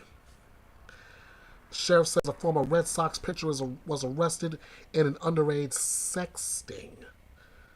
All right. First of all, let me go ahead and call this irrelevant right now. This irrelevancy is, I'm a baseball fan. I am a born and bred Yankees fan. This guy played with the arch rival Boston Red Sox. Yankee fans have a healthy hatred for the Red Sox, but we respect them to a degree. All right? But like I said, that's irrelevant to this story. Former Boston Red Sox pitcher Austin Maddox was arrested in Florida as part of an underage sex sting that was announced on this past Monday. Maddox was one of 27 people arrested as part of a multi-agency operation late last month, according to Jacksonville, Florida Sheriff T.K. Waters. They are accused of soliciting sex over the internet from people they believe were children, according to officials. James Hill, a defense attorney for Maddox, said he intends to fight the allegations against him and will answer a plea of not guilty should formal charges be filed. The 33-year-old Maddox began communicating with an undercover agent pretending to be an underage girl on April 28th, the arrest report said. He expressed his intent to have sex with the girl even after she told him she was 14, officials said. Maddox agreed to meet the girl at a prearranged location where he was arrested by law enforcement officers. He is charged with 4 felony counts, including traveling to meet after using a computer to solicit a child. He is being held in jail on a $300,000 bond. Maddox played college ball for the University of Florida and was drafted by the Boston Red Sox in 2012. He made his major league debut with the team in 2017 after several years in the minors. He spent about 3 months on the Red Sox roster before heading back to the minors to recover from shoulder injuries. He was released from the team in 2019. Now, all of his baseball stats are totally irrelevant. All we know is what he's been arrested for, what he could be charged with, and he's under a $300,000 bond.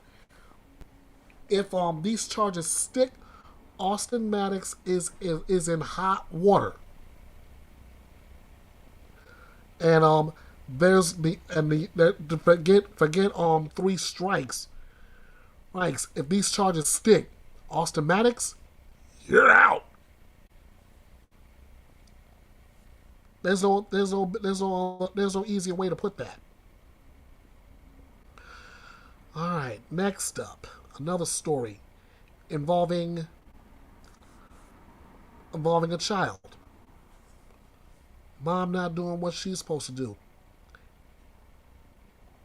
And now, that mom has decided not to go to trial. She's going to plead guilty while her stepfather is headed to trial.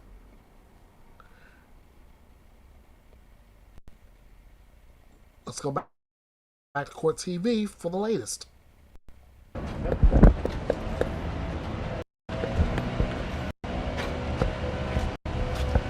Diana, where's Madalena? Jesus. Diana, who were you afraid of? Why were you trying to leave Chris? Who is this third party that you were afraid of? Diana, why were you trying to leave the country with Madalena? Where is Madalena? Why were you trying to leave the country with Madalena? Do you plan to go back to Moldova? Where are you going to go from here? Did you make a plan with your mother and cousin about trying to get Madalena out of North Carolina? Is Madalena safe right now? Do you know where she is? It's okay. I hope so. Come on. You hope you know where she is? I hope she's safe. You hope she's safe? When was the last time you talked to her? You don't have to answer any of their questions.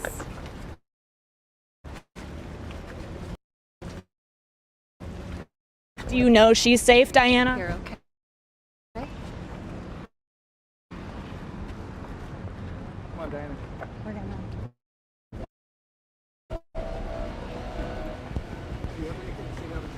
Diana, why do you say you hope she's safe? Do you have reason to believe she's not?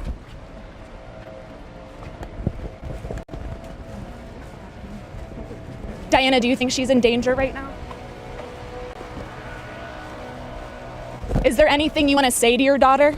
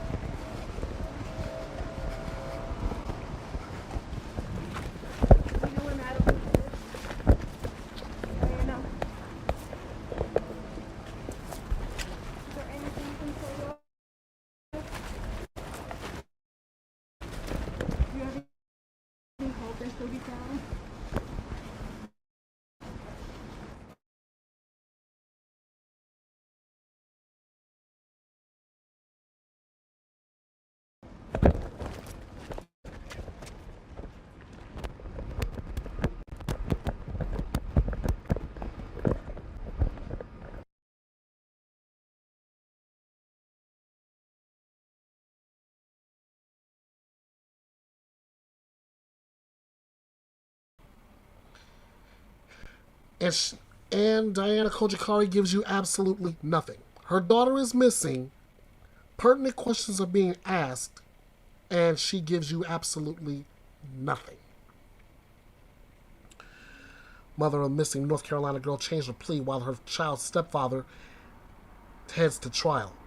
This past Monday, Diana Kojikari pleads guilty to a charge of failure to report a missing child to law enforcement.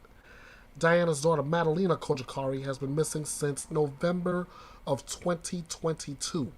She was 11 years old when she disappeared. 11 years old.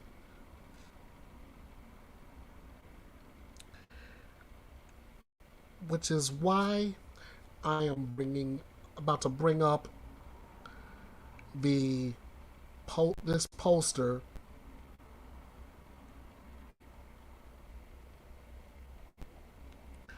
of Madalena Kojikari.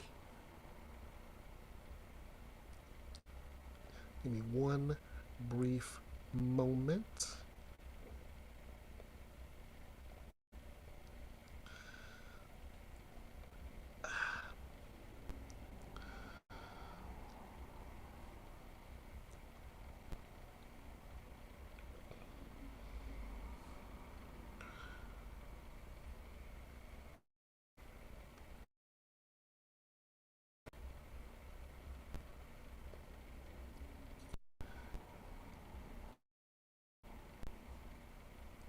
Okay. This is all we have here regarding Madalena. Missing since November 23rd of 2022 out of Cornelius, North Carolina. She's now 13 years of age. She was last seen wearing jeans, pink and purple and white Adidas shoes, a white t-shirt and jacket. Look to your left side of your screen. These are her pictures. With one extra. If you have seen or you have any whereabouts, any information at all regarding the whereabouts of Madalena Kojikari, I beg you, please do not hesitate. Everyone in the North Carolina area, please don't hesitate on this information. Call 911.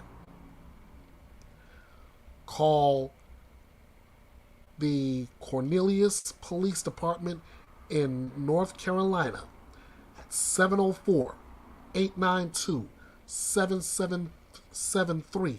704-892-7773. Or you can get in contact with the 24-hour call center for the National Center for Missing and Exploited Children.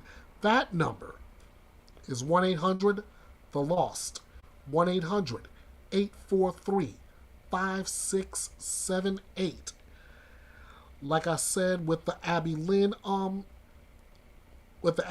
disappearance, any information you have could be helpful in bringing Madalena Kojikari back home safe and sound. I will do another a separate video regarding Madalena and Abby Lynn later, but this young lady needs to be found. If you see something, whatever you do, ladies and gentlemen, if you see anything regarding this young lady, please say something. That way we can do something to bring Madalena Kojikari home safe.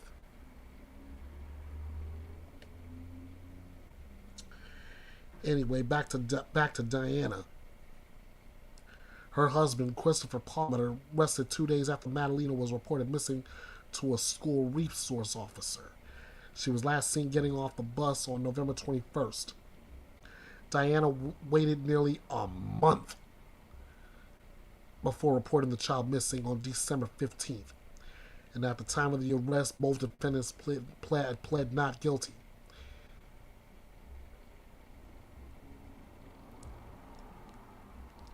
Now, Diana's guilty plea is, as I look along,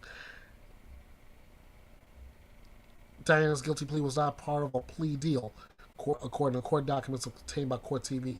After she pled guilty, a judge sentenced her to 6 to 17 months in prison. She was credited with time served and released on last Tuesday. The judge also told Diana she is likely to be deported upon her release. Diana is from Moldova and is in the country on a green card. Palmer's trial set to begin on was set to begin on Monday, but it's been delayed while another trial is taking place in the courtroom where his case will be tried. Yeah, that and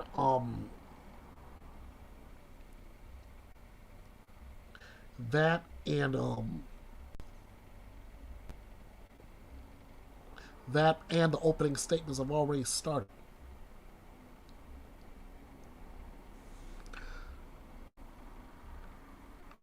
In Palmer's trial. Well, he's on trial with the disappearance of Madalena. He's charged with failure to report a missing child as well.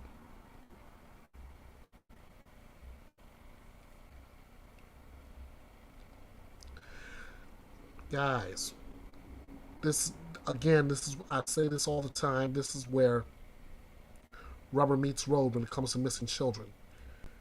If you have the information, please get it out there.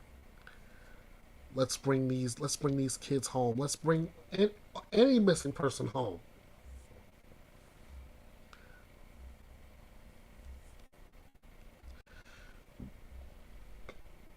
All right, moving onward.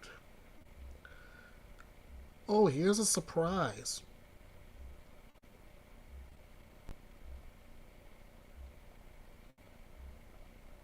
Charlie Adelson. Haven't heard that name in a second. Charlie Adelson has transferred to a South Dakota prison. Yeah.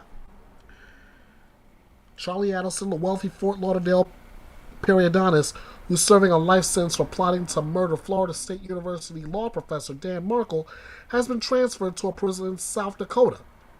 Why? We'll find out in a moment. Markle, who was Adelson's former brother-in-law, was gunned down by hitmen in the garage of his Tallahassee home back in 2014. He was 41. At the time of his death, Markle was in a bitter custody dispute with his ex-wife Wendy Adelson over the couple's 2 preschool-aged sons. Wendy is Charlie's sister. Last November, Charlie was convicted of first-degree murder, conspiracy, and solicitation in a trial that was covered by Court TV. Charlie is appealing that.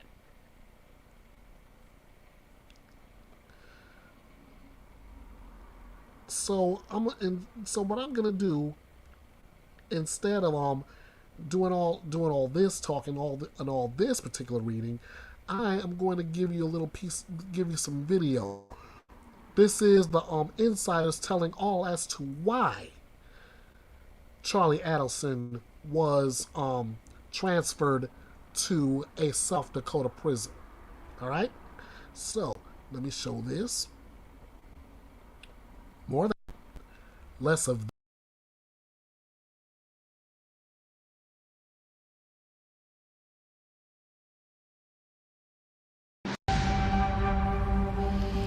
Welcome back to Opening Statements. I'm Julie Grant. This morning, we are spotlighting the latest developments with the Adelson family. This week, we learned that Charlie Adelson was transferred to a prison in South Dakota. The former periodontist is serving a life sentence for coordinating the murder of his former brother-in-law, beloved law professor and father, Dan Markell. She's like, my friend killed Dan, and he wants to be paid $250,000. What happened next? I stood up, and I started cursing, and I'm like, are you kidding me? And she's like, no. I'm like, who did this? Who's your friend that did this? And she's like, I don't want to say. I can't say. She started telling me, like, I'm so sorry. This is all my fault. Like, I didn't know any of this was going to happen. And I'm like, Katie, I'm not going to be part of it. I'm not going to be part of paying for a murder. This is insane. And she's like, look, if you don't pay in 48 hours, they will kill you. I said, Katie, I feel like I'm getting extorted now. So was Charlie moved due to retaliation and possibly threats from the Latin Kings? Here to talk about it, we've got some experts and friend of the show, Joel Waldman and his beautiful mother, Carm Waldman. They're podcast hosts and also brand new authors of this book, Surviving the Survivor. They're on their book tour right now. We're going to talk about that in just a moment. But first, let's talk about the Adelsons. Joel and Carm, good morning to you both. Let's start with Charlie's move to South Dakota, if we can. Do we know why? Yeah, Julie, good morning. Great to be with you, coming to you from Philadelphia, where it is always sunny, including today. And the short answer is, he had a really risky defense with Daniel Rashbaum. He essentially said, for those who are not familiar with the case, that he was extorted by the infamous Latin Kings gang, and there's a honor code among the gang, and the consensus is that never happened. So they basically, their defense was to throw this notorious gang under the bus, and there are ramifications for that. And once Charlie was convicted and went to state prison, according to my sources and all the reporting out there, he was green-lighted, which in prison parlance means they put a hit out on him, that he would be killed inside the prison. And this became an untenuous situation. He had been moved 3 different times within the state of Florida, and he was just convicted, by the way, this past November. So it's a lot of movement. And ultimately they said, hey, we've got to get this guy out of here for his own safety. And they sent him far away to South Dakota, and that's where he's sitting in a state prison right now. Joel, we knew you would know. Thank you for that. We're going to keep an eye there on South Dakota, see if he gets moved again. But thank you for that. And in the meantime, you and your beautiful mother, Dr. Carm, it is such a delight to have you joining Joel. Every time he comes on, I'm saying, bring your mom, bring your mom. You're also a psychology expert. You're very welcome. And, in addition to being a loving mother, you've practiced in psychology for a long time. And you had dinner recently with Ruth and Phil Markell, Danny Markell's parents. I know you can certainly relate with so much compassion in what they've gone through. Would you kind of talk to us about their state of mind and what they're going through and the trauma that they've been through as we look ahead to Donna's trial now? Correct. We were doing the book tour in Toronto, and they were kind enough to come to our book signing. And afterwards, we went and we had a talk. Frankly, I came away feeling very sad after I talked to her, and also Phil. And my feeling is they're really, really feeling the burden of all this, and they are very much eagerly awaiting the trial of Donna, and they are not getting younger like yours truly, and so they are hoping that everything will be resolved before a long time. And I sense they loss, and they speak about their loss and how much they miss, especially the grandchildren. As you know, they cannot communicate because of Wendy's decision. They have very, very limited communication with their grandchildren. Oh, and that is so sad, Dr. Carm. It's so sad. And we know you've practiced marriage therapy for 40 years, and we know this all stemmed from this nasty custody battle going on with Wendy and Danny Markell, and Danny was winning legally. Joel, I'd like to go to you on this question, please. So many people, as you know, so many of your listeners on your podcast, our wonderful Core TV viewers, many of them are the same people, are counting down the days and wondering, when are we going to see Wendy arrested, or aren't we? Your thoughts on that, please, Joel. So I've asked just about everyone who's closely connected to this, and the overwhelming consensus is everyone thinks she's in on it. In fact, almost everybody thinks she helped manipulate this entire situation, but she was also is a lawyer and was also incredibly smart in kind of covering her tracks. And it is believed that she would be the hardest, you see her taking a stand there in the video, but she would be the hardest to prosecute. Nevertheless, Georgia Kappelman, who's the lead prosecutor in this case, has a distinct animus for Wendy Adelson. She is not a fan of Wendy Adelson, and whether you like somebody or not should never play into a prosecution necessarily, but we all know that there's kind of a competitive edge and competitive factor. And, you know, the belief is split 50-50 really about whether she will be prosecuted. But from a, you know, sort of a revenge standpoint, in order to pay for this crime, people want to see her tried for this case. And in my gut, I feel like she will be the next domino to maybe not fall, but definitely be attacked by the prosecution. It's just going to be a matter of time. They've been very systematic here and going after, you know, the hitmen first, the middle woman in this case, and then ultimately Charlie Adelson, and next, of course, Don in the fall. But I think we do see Wendy Adelson prosecuted here. Joe, I'm with you. And Dr. Carm, getting back to Wendy's testimony, I just remember thinking to myself, pants on fire. To me, there were just so many things she said that were so unbelievable, just happening to drive by the house that morning of the homicide. Just so many things didn't ring true to me. Curious, looking at this case through the lens, you know, of your practice for many years, what did you think of Wendy's testimony? Well, I think her dynamics, her brother, quote, did this setup and this murder for her, and yet she sort of accused her brother by mentioning the television story where she said my brother was looking for a hitman, but then it was cheaper. It cost too much money. It was cheaper to get me a TV set, which is harrowing to think that she would even mention her brother as a possible suspect. And since then, she's exhibited unbelievable cruelty because she refused, I'm speaking as a grandmother, she refuses to let the grandparents see the grandchildren. And that's just horrific. The Markells are the sweetest people. It's just, that seems like the big crime to me. I mean, we know Charlie Adelson committed horrible crimes, but the fact that these wonderful grandparents can't love their grandchildren and be with them is just, it's stomach turning. I've got a clip from Donna's arrest, and here you see Harvey on the body camera footage telling police they're making a big mistake. Let's watch. You're making a mistake. It's not a mistake. It's two mistakes.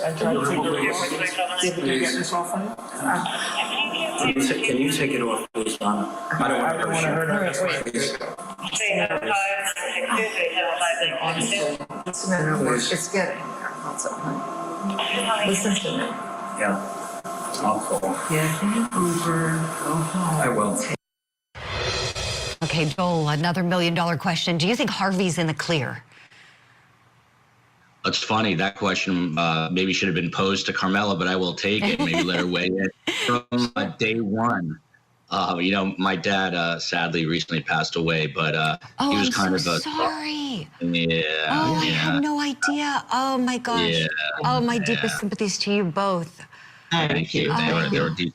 They were married 63 years, and it's in my book, Surviving the Survivor. But, you know, from day one, my mother has said that that she believes Harvey is complicit in this. And I bring it up because the similar dynamic in terms of the relationship. My mother is very outspoken. My dad was very soft-spoken. Donna is this, you know, brutal force of nature, and Harvey's always in the background. But Carmela is convinced that, you know, he was pulling strings at the very least financially. He happens to have the least evidence, at least overt evidence or circumstantial evidence pointing to him. He was smart, and at least in kind of staying in the background.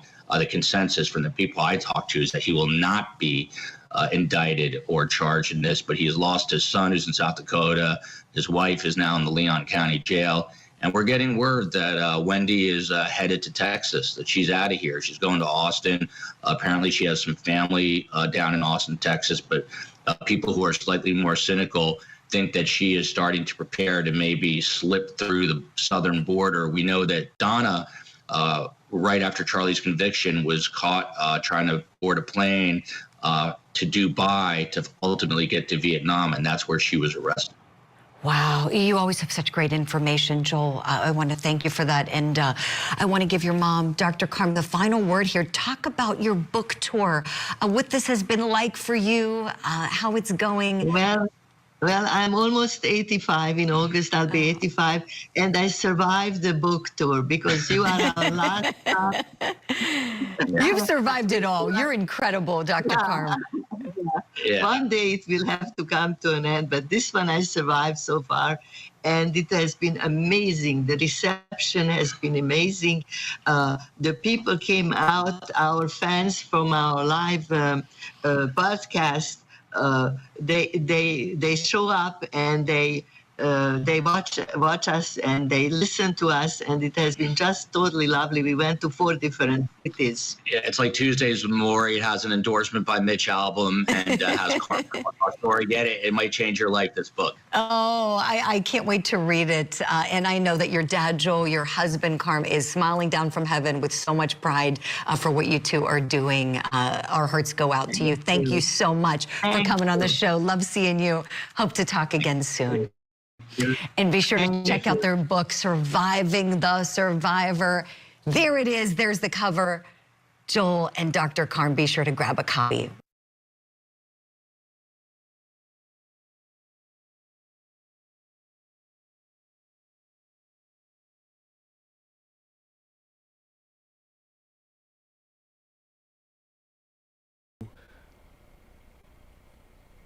To those great experts, and I want to add a special thank you to those experts for covering Charlie Edelman like they did. They've done such a great job, and my biggest thank you right now is to Julie Grant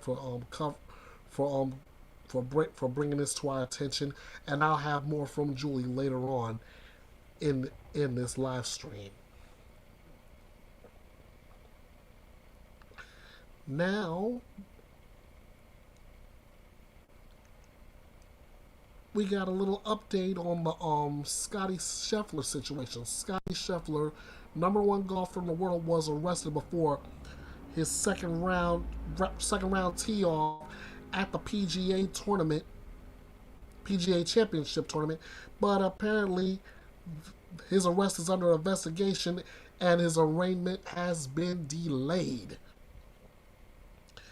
The Louisville Metro Police Department is looking into whether officers committed any policy violations in last week's arrest of world #1 golfer Scottie Scheffler during the PGA Championship in Kentucky. LMPD is going to investigate all the circumstances and all the events that took place on that Friday morning outside of Valhalla Golf Club, including whether the officers involved followed LMPD policies. That's according to Louisville Mayor Craig Greenberg during his weekly press conference. He continues saying, "I think it's critically important that we do that, not just in high-profile events like what took place on Friday, but on a regular basis. If policies were not being followed, there will be transparency about that. There will be action taken." Greenberg added that investigators are working together to gather and share any footage captured near the scene of the incident. Police Chief Jacqueline Gwynn Villaroel, if I'm pronouncing her last name correctly, is expected to give an update on the investigation Thursday.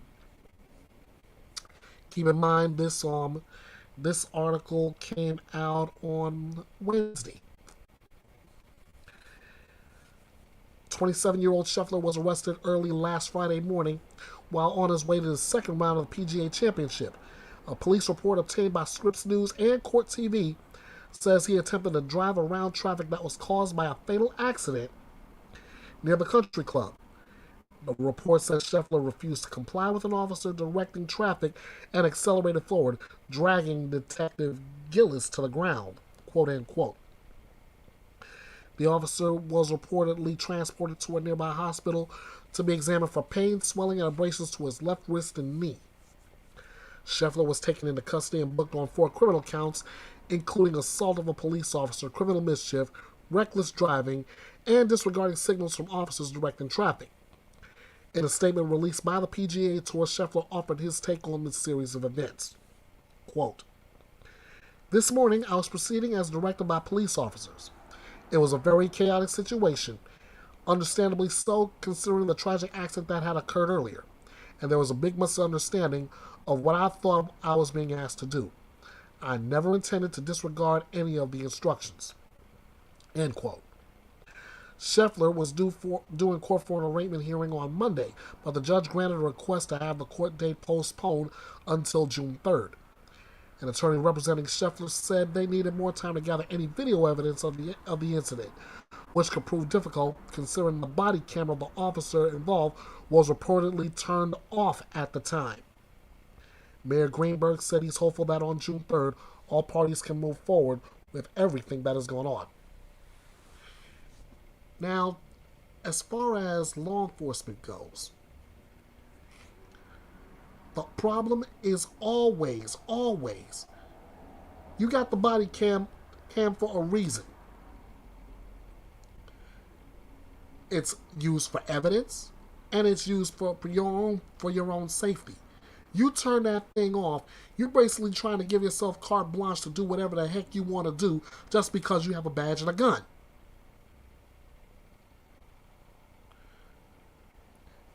I believe the fact that Scotty Scheffler... No, let me go ahead and rephrase my statement before I make it. I believe the fact that the cop had his body cam turned off could very well be the thing that set Scotty Scheffler free. And if I'm right, these cops are gonna learn to keep those body cams on. Just because you have a badge and a gun, that body cam is there for a reason. It doesn't give you carte blanche to do whatever you want. Enforce the law the way you want.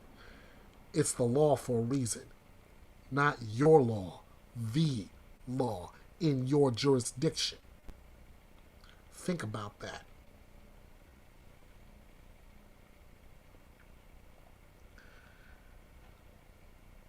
And now it's time for another chapter in Did He Do It?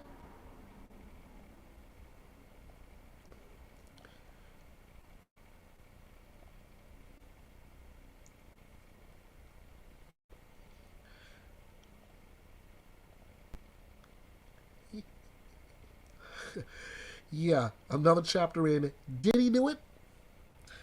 Sean Diddy Combs has another sexual misconduct lawsuit on his hands. On the heels of last Friday's release of jaw-dropping surveillance video of the music mogul brutally beating Cassie Ventura in a hotel hallway, former model Crystal McKinney filed a lawsuit yesterday alleging Combs drugged and sexually assaulted her.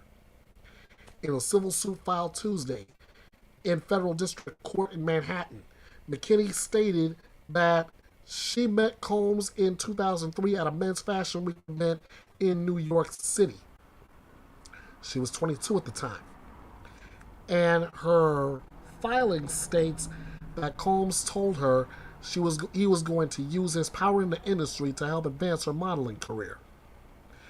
McKinney said that the rapper invited her to his music studio that evening, where he gave her marijuana that, according to the complaint, she believes was laced with a narcotic or similar substance which caused her to become intoxicated. McKinney said Combs then led her into a bathroom where he kissed her without her consent and forced her to perform oral sex on him.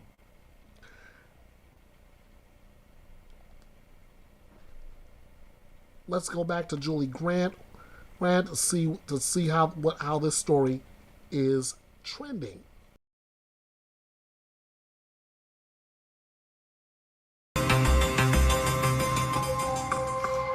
My friends, we've got some breaking news from overnight as Sean Diddy Combs is being sued again. In a lawsuit filed Tuesday, former model Crystal McKinney is accusing Combs of sex assault. The model claims she was drugged and sexually assaulted by Combs back in 2003. According to her complaint, Combs invited McKinney to a studio session where McKinney says she was given laced marijuana that made her very intoxicated. She says Combs then began kissing her without her consent and forced her to perform oral sex on him. McKinney claims she then lost consciousness while at the studio, but later woke up in a taxi cab. This is the 7th lawsuit filed against Combs since November of 2023, and this is the 6th lawsuit that accuses him of sex assault. Our question this morning, how is Diddy going to handle this new suit? Let's bring in our power panel. With me, domestic violence expert Claudia King, criminal defense attorney Franz Borghardt, and former district attorney and private criminal defense attorney Matthew Mangino. Great to see you all. Claudia King, I would love to start with you, tapping into your law enforcement expertise, having investigated sex assault cases. Talk to me about what you're thinking this morning and what Diddy might do. Well, good morning, Julie. Thank you so much for having me. I think this is only the tip of the iceberg. I think that these suits are just going to keep rolling in. Of course, from a law enforcement perspective, doing the investigation so long since the crime is going to be very difficult. You would have to rely on outcry witnesses or any evidence that might have been collected at the time or right around the time of the assault. But I don't think we're gonna hear anything from Diddy unless there's a video, because we see the only thing he's apologized for so far is what we have actually seen occur. So I think he'll probably stay quiet on this one, but we're gonna see more come in. Great points, Claudia. Thank you for that. Franz Borghardt, to you next, please. What might Diddy do now? Well, hopefully he'll stop making videos. That doesn't help. I know the idea is that, well, you know, it's on video, so I need to address it. Maybe the statute of limitations has run on it. The problem is, as I'm sure his legal team has told him, this is all fodder for admissible other crimes evidence, right? This may not be something he can be charged with. It may not be something he can be sued directly with, but this may come into every single other suit. So if I'm him, and he certainly has the financial bandwidth to do it, I would start settling as quickly as I can, which is what he's done in the past. Exactly. Next day with Cassie and Franz. I love the point you brought up. This is the perfect thing to ask Matthew Mangino about. So Matthew, these feds who are investigating him, we know right now something big's going on behind closed doors that we're not privy to. Agents raided 2 of his homes. We know they're working with federal prosecutors, we can safely assume, on potential charges. This suit number 7, is this kind of a gift for these prosecutors? Do you think they're combing through it, seeing what they can do in terms of evidence extraction, as Franz said, to use as ammunition in a criminal prosecution, perhaps? Well, if Homeland Security does go forward with a criminal prosecution based on these search warrants that had been served in the past, you know, the federal government is quite liberal with regard to prior bad acts. I mean, you know, every state has, you know, rules of evidence that deals with prior bad acts, but the federal government seems to be a little more liberal in their admission of prior bad acts. So if in the context of the federal investigation, it's about, you know, human trafficking and sex offenses, you know, his conduct in these prior 7 lawsuits, you know, might be able to be used against him because they represent a modus operandi, a sort of, you know, pathway into what he's doing and what his conduct has been in the past and what could be considered by a jury in the federal case pending. Right. Great points, Matthew. Thank you for that. Let's talk more about that video of him brutally assaulting Cassie Ventura. So apparently, according to CNN, Diddy had paid the hotel $50,000 in order to get that video. And in getting the video, it was hidden for many, many years, right? We know 2016 is when it occurred. Now it's been leaked. What might the next steps be for him and his legal team? We know he went out and made that video. Franz, you said, you saw him making that video. You said, we hope he doesn't make any more. And I don't think I've seen one comment. I mean, truly, maybe I'm sure there are some Diddy supporters. There have to be. But all the comments I saw underneath that video were just pure disgust. And everybody thought he just was so disingenuous. Franz, what do you think might be next in regards to that video? So, the saving grace for him was there was at least an argument that they have to prove that it was him in the video, which I know sounds somewhat absurd, but it was an argument, right? Well, that cat's out of the bag now. So for that video, it's one, the question becomes what other videos are out there? What other evidence did he try to financially suppress? $50,000 to suppress a video like this, that's nothing for him, right? That's financially not a big sum of money for him. Would be a lot of money for me. The worst part about this is if he would have just kept his mouth shut and not made his own little, this is why I'm sorry for this one, there might have been some wiggle room on this, right? But he's now locked in. He's made a video. He's looking at the camera, and he's stuck. He sure is. Pants on fire, or bath towel on fire in his case, Sean Diddy Combs. I mean, clearly lying, and the lying is just reprehensible. That beating was so brutal, he could have killed her.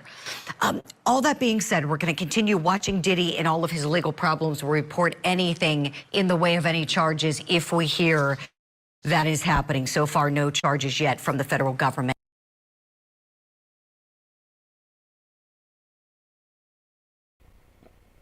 Guys, I can say one thing for certain.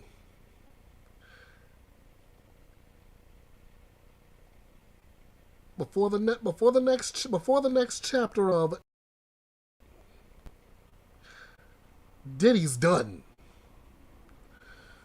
He is about the only thing left is putting him behind bars.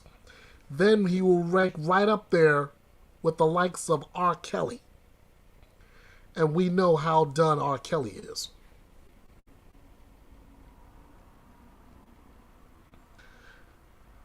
Next. Oh, this is a hot one right now. This one is a hot one. We got the TikTok star on trial for murdering his wife and his friend, and we got that's a whole hour worth of testimony from him. Yeah, but I'll break it down. I'll break it down from what happened here. A man who was once a rising star on social media broke down on the witness stand as he testified in his own defense in his murder trial. Ali Abulaban, a.k.a. Gin Kid, at Gin Kid on TikTok, is charged with first-degree murder in the shooting deaths of his wife, Anna Abulaban, and her friend, Rayburn Barron. The two were killed on October 21st, 2021, at the apartment Ali and Anna shared. Ali has not denied his role in the killings, but his defense has argued that the shootings were a crime of passion and not premeditated. In a direct examination that spanned 2 days, Ali spoke about an abusive childhood, his discharge from the military, and his relationship with Anna, beginning with their courtship and ending with her brutal murder. Ali met Anna while working as a police officer in the Air Force, but was later forced to leave the military after he was accused of assaulting her. The couple had been at a bar near the Air Force base in Okinawa, Japan, where Anna worked full-time. Ali admitted to getting drunk, but said that after he was asked to leave the club, he slipped and fell, crashing into Anna. Witnesses at the time accused him of hitting Anna. When asked by his attorney whether he had ever assaulted Anna, Ali declared, "I would never do that in public." Note how I stopped right there where he said, "I would never do that in public."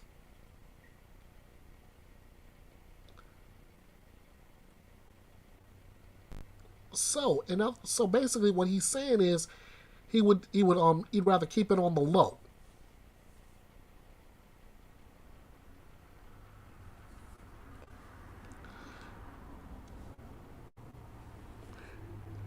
He then clarified, I don't mean that's something I condone. I just mean his accusers did not witness anything. Ali admitted that when he was initially called in and questioned about an off-base assault, he lied and said that he had been at home. Given the choice, Ali chose a voluntary discharge from the Air Force rather than a court-martial. Ali did admit to assaulting Anna on other occasions. After the two were married and had a child, there was friction in their marriage. Ali suspected that his wife had been sending intimate photos and texts to another man. Several days after discovering a conversation on her phone, Ali said the two fought about it and the argument turned physical. I snapped, Ali said. I rolled on top of Anna and I began punching her. Ali admitted to punching his wife repeatedly in the face. Another incident recorded by Ali on his phone was played for the jury and showed an argument between the couple escalating to the point where Ali pushed her. Anna fell, hitting her head on the end of the bed. Ali said at the time both of them were under the influence of cocaine and alcohol. Now that's just a small taste of his testimony.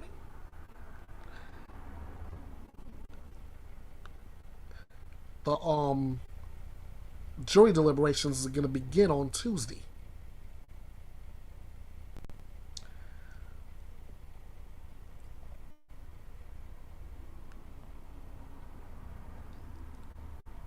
Let's go to Vinnie Politan to break down what is going.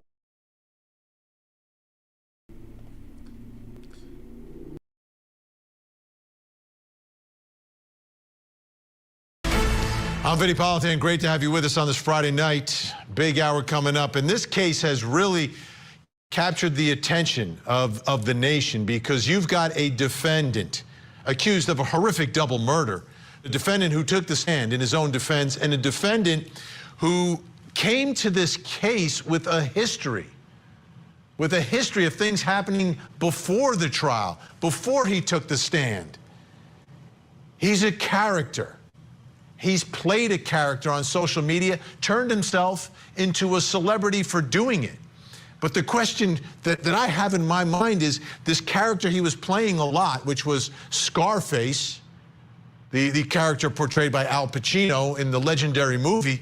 It almost seems like Ali Abulaban took on the being of Scarface. And it was really bizarre because this is a guy who had a great life. This is a guy who had a great wife and a young daughter. Like everything was right there. It's not there anymore. What I want to show you right now, so you understand who this guy is take a look at his life on TikTok, where he amassed, all these followers and started to get that taste, a big taste of celebrity. People recognized him. People wanted to be with him. People wanted to take pictures with him. It was a big deal. It's a big deal for Ali. But then you'll see what happens after he's arrested for the murder. So let's take a look at that so you understand who this guy was before he took the stand in his own defense. Can you please say hello to my little friend? Okay, I play with you. Try to play rough? Okay. Say hello to my little friend. The Scarface one. Okay. How are you? I want you to be the love of my life. We don't want that? Or if I'm your daughter? I wanted it. Mr. Baldwin. Mr. Baldwin, I need you to stop. My life is destroyed. Mr. Baldwin, I need you to stop. I want to be here. Kissing her and making out. We're kissing her and making out.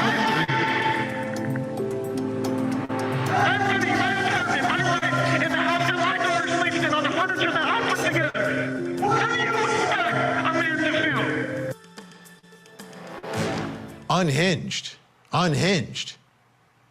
But that seemingly is part of his defense in this whole case. He's not saying he didn't do it. What he's saying, though, was like heat of passion in the moment. The classic case that we study in law school where you open up the door and your wife or your spouse is in bed with someone else, and then you just snap. But I want you to take a listen to the prosecutor's closing argument, because the prosecutor has to address this, and does so, I think, very effectively. He's on the elevator and he's calm. You saw that elevator ride. He's looking at his phone, he has his key card out, texting someone. He's calm. He's not mad. He knows what he's going to do.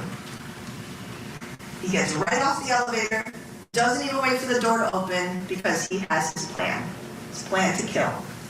I'm going to catch them. I'm going to play the video and audio one more time because it is so important for you to hear how quickly he committed his murders.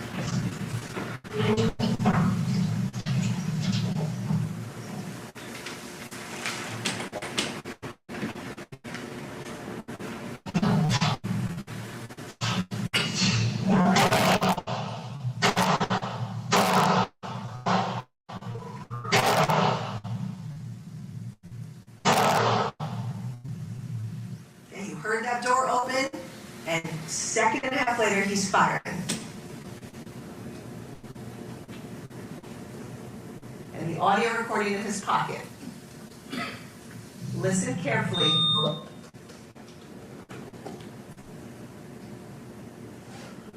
To everything that is happening on the recording. Good place.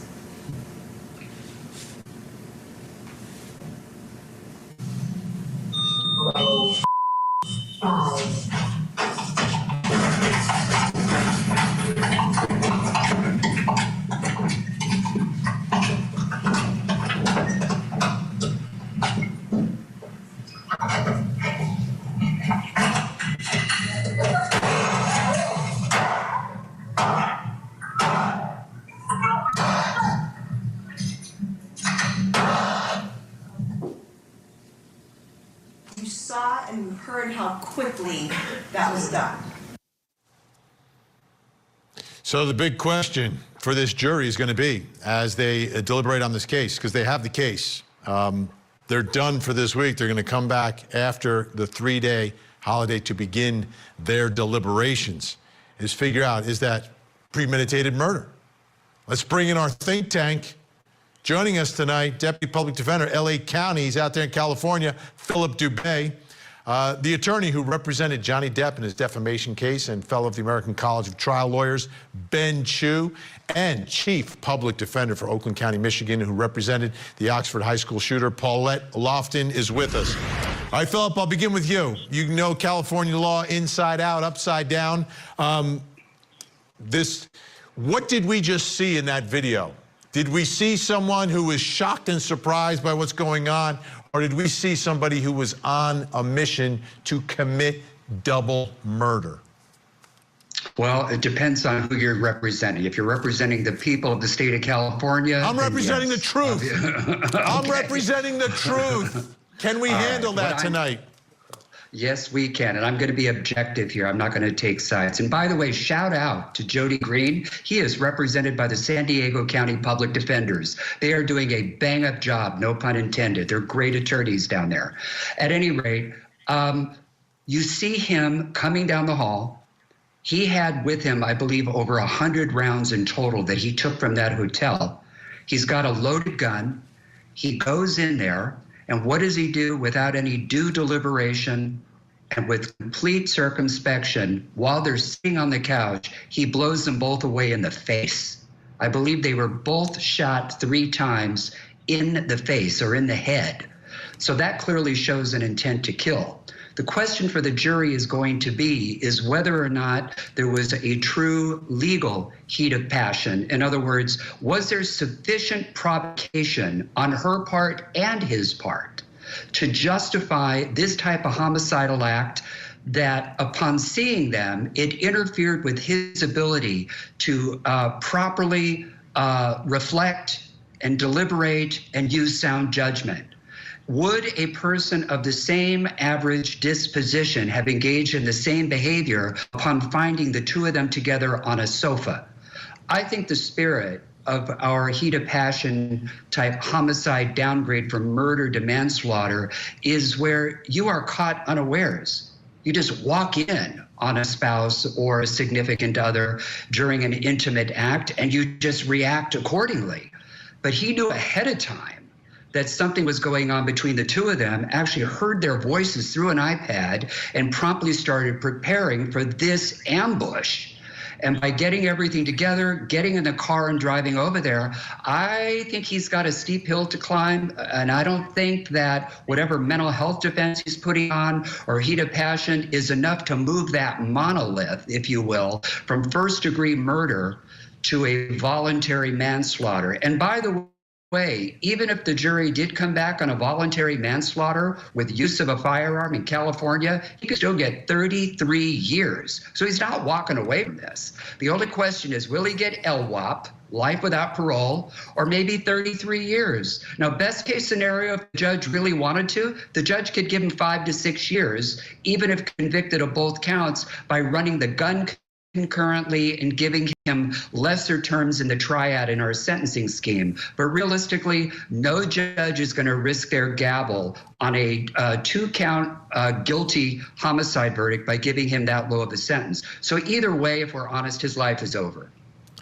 Well, 33 years, it's not over. 33 years. He's not that old. He's not old like me. Let me ask you, Chu. 100 rounds, he came armed. If he went there and just happened to be going over maybe to visit his daughter or something like that and saw what he saw and grabbed something and it happened, that's what that law is, that's what it's for. That's why we make a difference. We don't excuse or downgrade something where someone arms themselves knowing what's behind that door. Vinny, I agree with you 100%, and I think Phil did a wonderful job playing devil's advocate and presenting the other side, although he wasn't taking sides. I think everything about this seemed premeditated. Not only did he come in heavily armed, but he put a listening device on his daughter's iPad, which, I mean, if that's not premeditation, what is? All right, Paulette, what I want you to do is take a listen now, and Philip described, I mean, great attorney said he has. Here's part of the defense closing arguments. And sometimes our feelings, our emotions, and our reactions take us to places that we never thought would go, light or dark.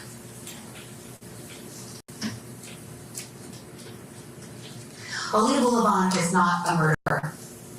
Yes, he killed Anna, the woman he loved, the mother of his beautiful daughter, Amira, and he killed Ray, a man with whom Anna was having an affair. And he cannot undo what he has done, but he did not murder them. You're going to be looking at the weight and the significance of the provocation, if any. And in this case, there is no doubt about provocation. There are a lot of questions posed on cross-examination of Mr. Baldwin about whether Anna and Ray were to blame here. This part of the case is about Anna and Ray. It has to be, right? Because there has to be someone who's doing the provoking. We don't talk about provocation in a vacuum. There has to be someone that we're talking about, and unfortunately here is Anna and Ray. That is not to say that either of them are to blame or in any way deserved what happened to them. But this is to say that those are simply the facts. And Paulette, that's the fine line that the defense has to walk here. You don't want to be blaming these two folks because they're dead. They clearly did nothing wrong in this case. But the legal argument is provocation. Yes, you have to have adequate provocation. And I think that recording that he had in his pocket showing that there was literally no conversation. He walked in, he did what he planned on doing and walked out. I just think it's going to be nearly impossible to prove that to the jury. He knew of the affair before going over there. It wasn't as though he walked in and all of a sudden was caught off guard. He went over there with all of those rounds, with a weapon. He knew what he was going to do there. It's going to be a real tough sell to make the jury believe that there was that provocation that's necessary. All right, folks, great news. Think Tank with us the whole hour. Up next. The emotional and jaw-dropping direct testimony of Ali Abulaban. And I turn around and I see Anna leaning forward and there's blood. And I'm like, Anna. I couldn't believe I did that.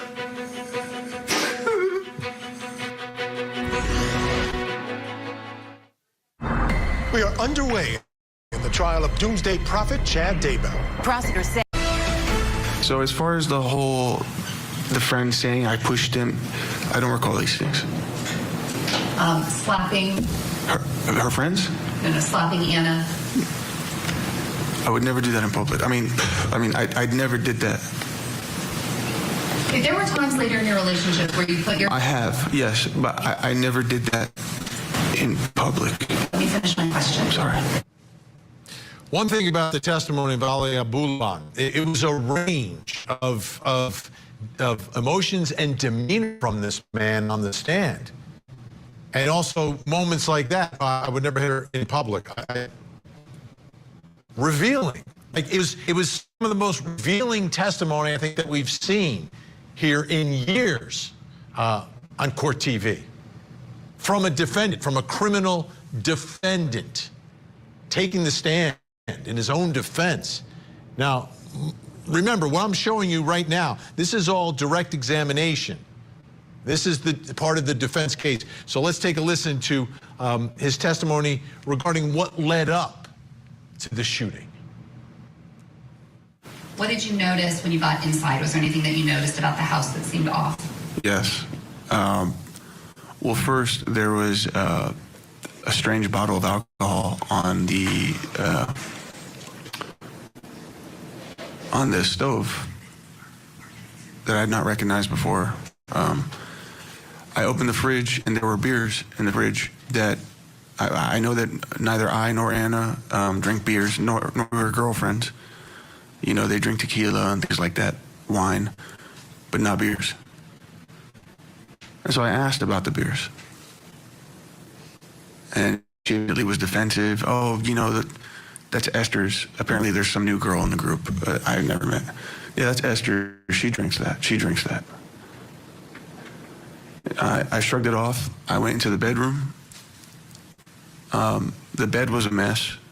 It was like disorganized. I don't know why, but I just walked up to one of the pillows and I decided to smell it. And it smelled like a gym or like some kind of sweaty guy, I guess. My cousin, we've always prided each other to be tough around each other. So I think I was just talking. I was just trying to sound tougher. I was trying to get him to understand it like, hey, I think she's seeing somebody, man, I'll kill him. But I did not actually mean that I was going to kill somebody, and I didn't even know what guy this is or if this is real. This is just in my delusional mind.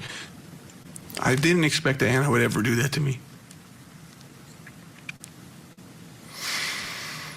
Him, of all people. I mean, she knew how I felt about him. She knew how I felt. I was trying to believe her. I was trying to believe that she wasn't cheating on me, that she would let me fix this because I was sick. I was struggling from drugs and mental illness, and I f***ed up a lot, but I was trying to fix this. And when I saw that it was him,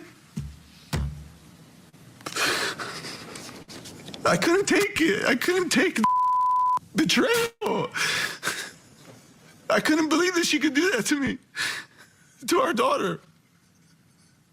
And then before I could stop myself, I just snapped. My gun was in my hand, and next thing I'm shooting, and and I can't stop. I'm just shooting, and I'm even startled. It's like I'm watching it happen. I'm like I'm in the passenger seat of my own body. I can't stop it, and I hear Anna screaming and crying. And I don't even remember shooting Anna. I just remember running back to the front door, and I grabbed the door handle, and then it hit me. I'm like, did that just happen?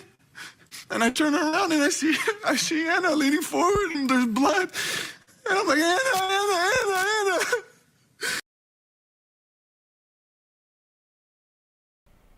Stop it. You gotta be kidding me. 1 minute you're saying you're shooting, and you can't stop. In the very next breath, I can't believe I'm shooting. I feel like I'm a passenger in my own body. Give me a break, man. Well, that's the one. And the two, I've said this time and time again. You and your significant other, you got problems. You got issues. You can't work it out. Walk. There is such a thing as divorce court. Whether you believe in it or not, that's on you. But there is such a thing as divorce court. Divorce court is there to separate you and what you brought into the marriage from your spouse and what they brought into the marriage, and if necessary, figures out custody of the child if there are any children. But instead, Gin Kid, you figure your wife, your friend, they must be doing something behind your back. You see the two of them together, and all of a sudden, blackout, and you can't stop. Yeah, you can.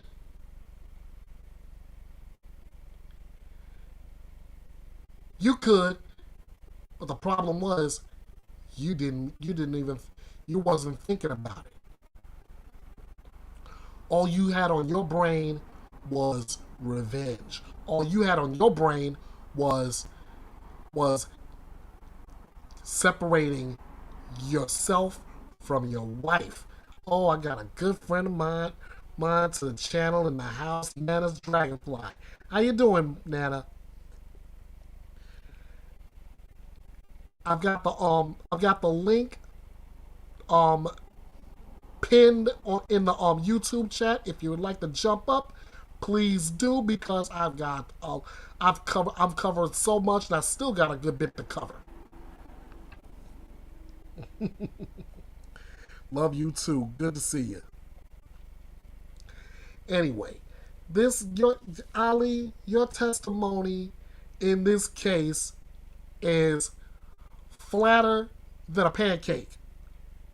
Flatter than an 8.5 by 11 piece of paper. You might as well take that very same 8.5 by 11, grab a pen and write the words down.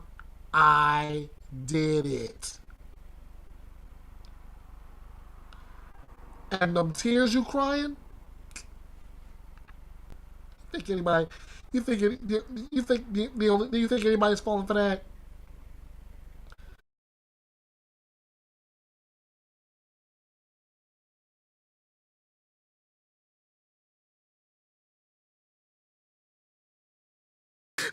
I couldn't believe I did that.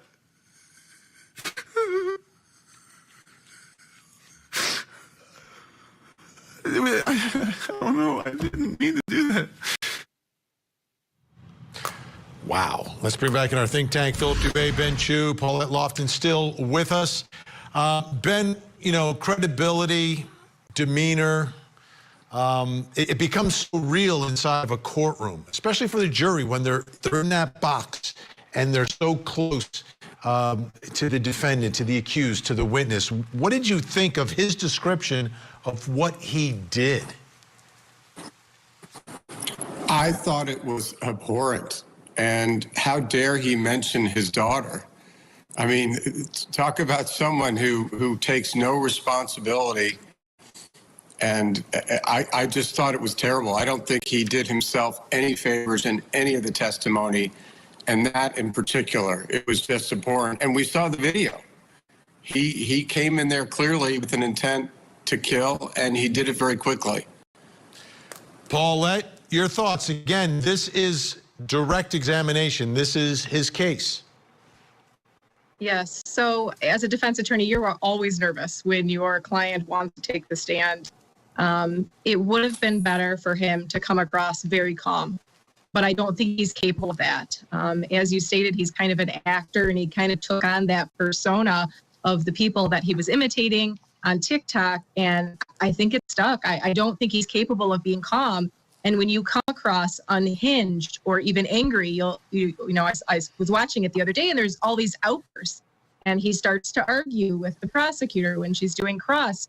A jury looks at every single thing that a defendant does, because if, you know, they are to believe that he came there calmly and all of a sudden there was this provocation that led to the shooting, he has to lay that groundwork. And unfortunately, I think he did himself an extreme disservice by testifying.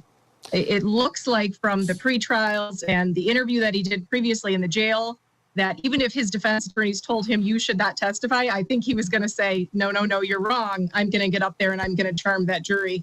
And he didn't do that. Well, influencers, I think, believe that they influence people and can, you know, shape them and convince them of whatever they're selling, whatever they're talking about. Let's watch here where he's describing what happens after the shooting, because now he's got to go back in the hallway into the elevator and he runs into someone he knows.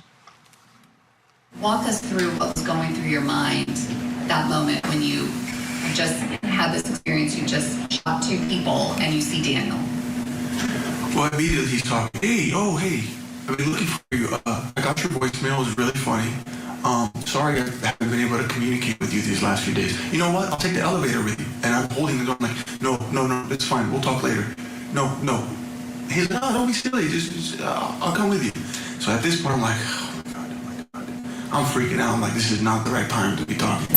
So I'm not trying to scare anybody. I'm not trying to startle anybody. So I had a smile on my face. I'm being playful, you know, but it's just freaking out, because eventually, as he's bombarding me with these questions, I look at him and I go, stop asking me questions. It scared everybody in the elevator. Philip Dubé, I think he may have scared people in the courtroom too. Oh, yeah. Are you kidding? I mean, this is a young man that's quite unhinged. It's obvious he has a histrionic personality disorder. I'm very serious. I mean, there's something definitely wrong with him on the personality spectrum. I'm not sure he fits anywhere on the psychosis spectrum, but he came off as if he was doing a screen test or some type of an audition for another TikTok video or a scene on Divorce Court. I mean, you know, short of yelling Attica like Al Pacino in Dog Day Afternoon, you know, that's how he came across, like somebody desperately looking for a job or trying to appeal to his fans. So I don't think it came off as somebody who was genuinely coming down off of emotional uproar and upheaval. I truly don't. But we'll see what effect it has on the jury. Yeah, they have, 3 days to kind of think about all this before they start their deliberations, think about it on their own. I want you to watch this as well, because here he has to own up to the prior domestic violence in his relationship. I had brought this guy into my home many times, called him my Bulgarian brother. I had my daughter calling him uncle. I tried my best to be friends with him. I should not respond to So with that in mind, the idea that he is pretending to be my friend, but he knows he may have had sex with my wife, it really shook me. And I snapped. I rolled on top of Anna. Let me stop right there once again. Ladies and gentlemen, let me go for the record. I snapped is not a defense. This guy saw what he saw and knew exactly what he wanted to do, when he was going to do it, and who he was going to do it to. Which is why all the tears he cried on direct examination got nowhere. Number one. Number two, the way this dude was acting on the stand, period. Like Phil Dubé said, the jury sees that. The jury can't unsee that. This guy is done. All we're waiting on is for the jury to come back to say the same thing. Guilty.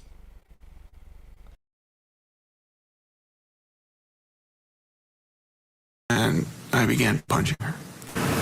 Where did you punch her? In her face. Do you have any idea how many times you punched her? 3 times. And then what happened?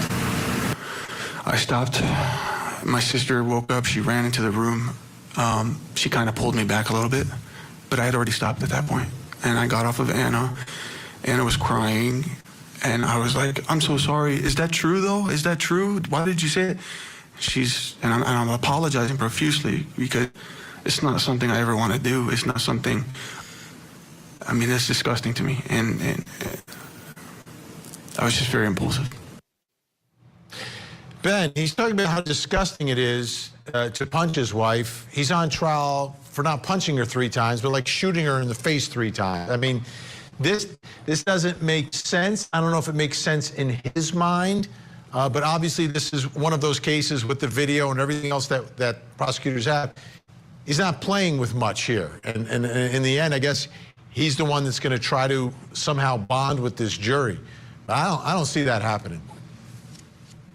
No, I haven't seen anything that elicits any modicum of sympathy for his position. And I think there was a prior incident as well when he was with the Air Force, when he was allegedly abusive to her. So all of this really just paints the worst possible portrait of who he is. And I think a true picture of Ali Abulaban was painted by himself on the witness stand. And that's just direct. Don't go anywhere. Up next. Ali Abulaban's demeanor was up and down, changing each moment as he faced a vigorous cross-examination on the witness stand, and we have all the big moments. Show me. What you just said, I've never seen that in a discovery. I've been incarcerated 3 years. You never showed that to my team. Where did you get that?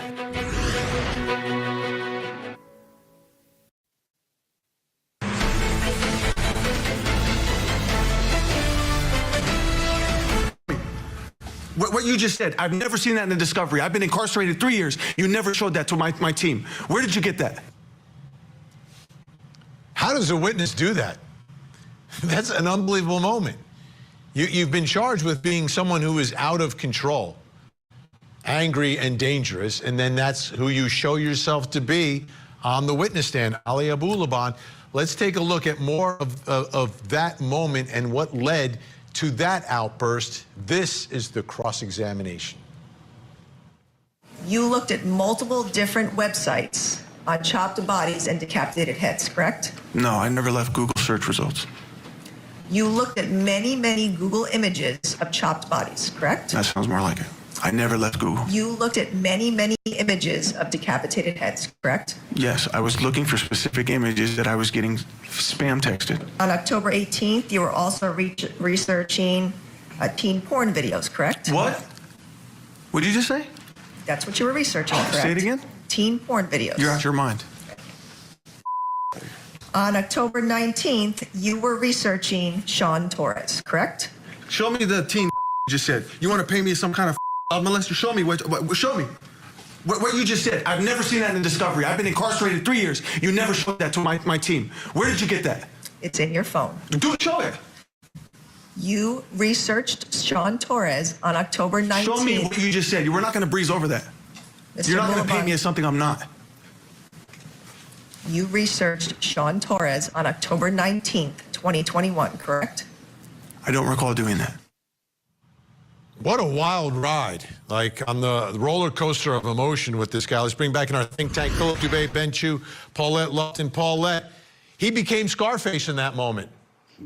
He sure did, you know, and the jury is looking and saying to themselves, okay, if he gets that mad at a prosecutor who is just doing her job and just asking questions, how mad was he when he found out his wife was having an affair or was with another man? I mean, he acted so out of control that I think you hit the nail on the head. He scared the people that were in that courtroom, and he scared the jury by his behavior. You know, Philip, as I watch and, you know, watching this play out, a lot of times a moment like this won't play out because people would object. Prosecutor's not going to object here. So the moment plays out with him doing a back and forth with the prosecutor. I mean, this is like best case scenario for the state. Certainly painting this guy as volatile, dangerous, and I think showing the jury who he truly is. Yeah, he came off as an aggro, scary mental case, frankly. And just imagine what it must have been like living with him. Poor Anna, the conduct must have been escalating. From one day to the next, she probably sat on eggshells. She never knew what to expect from him, what could trigger him, and what she had to say or do to keep him calm. She couldn't take it anymore, so she left. And what happens after she leaves and tries to move on with her life? He ends it. Now, on the other hand, to be fair, and I really mean this, if I was defending him, I would really try to get into his head at the time. You know, because the heart of manslaughter is that sudden quarrel or heat of passion. What, if anything, did she do to him to make him think that what she was doing could rouse his passions? Was she gaslighting him in any way, leading him on, playing mind games with him? You know, was she kind of yanking his chain and stringing him along and letting him believe that everything was going to be good and they were going to be a happy family and work on their issues? And then all of a sudden he hears her through the iPad with another man and he loses it. You know, and it's almost as if he is sleepwalking in a trance, getting the gun, getting the bullets, getting in the car. He's still hot. He has not cooled off. He hears them in there. The first thing he does when he opens the door is he blasts them. That is classic heat of passion. It is. Depends on how you paint it for the jury. I could tell Philip's done this a few times, folks. You can tell he's done it just a few times. Let's take a listen to more of the cross-examination here, Ben, because here the prosecutor's talking about the actual murders. Anna put her hands up in the air and screamed, right? For mercy? She was screaming because she was scared. And you made the choice to fire another shot, correct? No. Correct? That's what you did. That's what happened, but I didn't. Why the would I want to shoot Anna? You stood in front of Anna and racked your gun right in front of her head, correct? I don't remember. And then you shot her in the forehead, correct? I don't even remember how that happened. I just remember heading to the door. You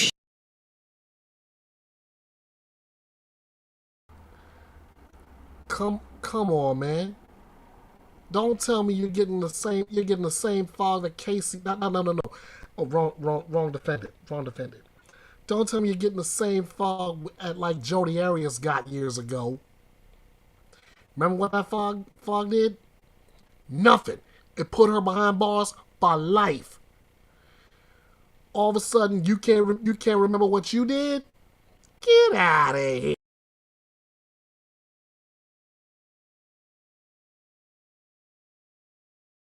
shot her in the forehead, correct? That's what happened? You put a bullet in her head and it went through the back, correct? Correct. One shot and you killed her, right?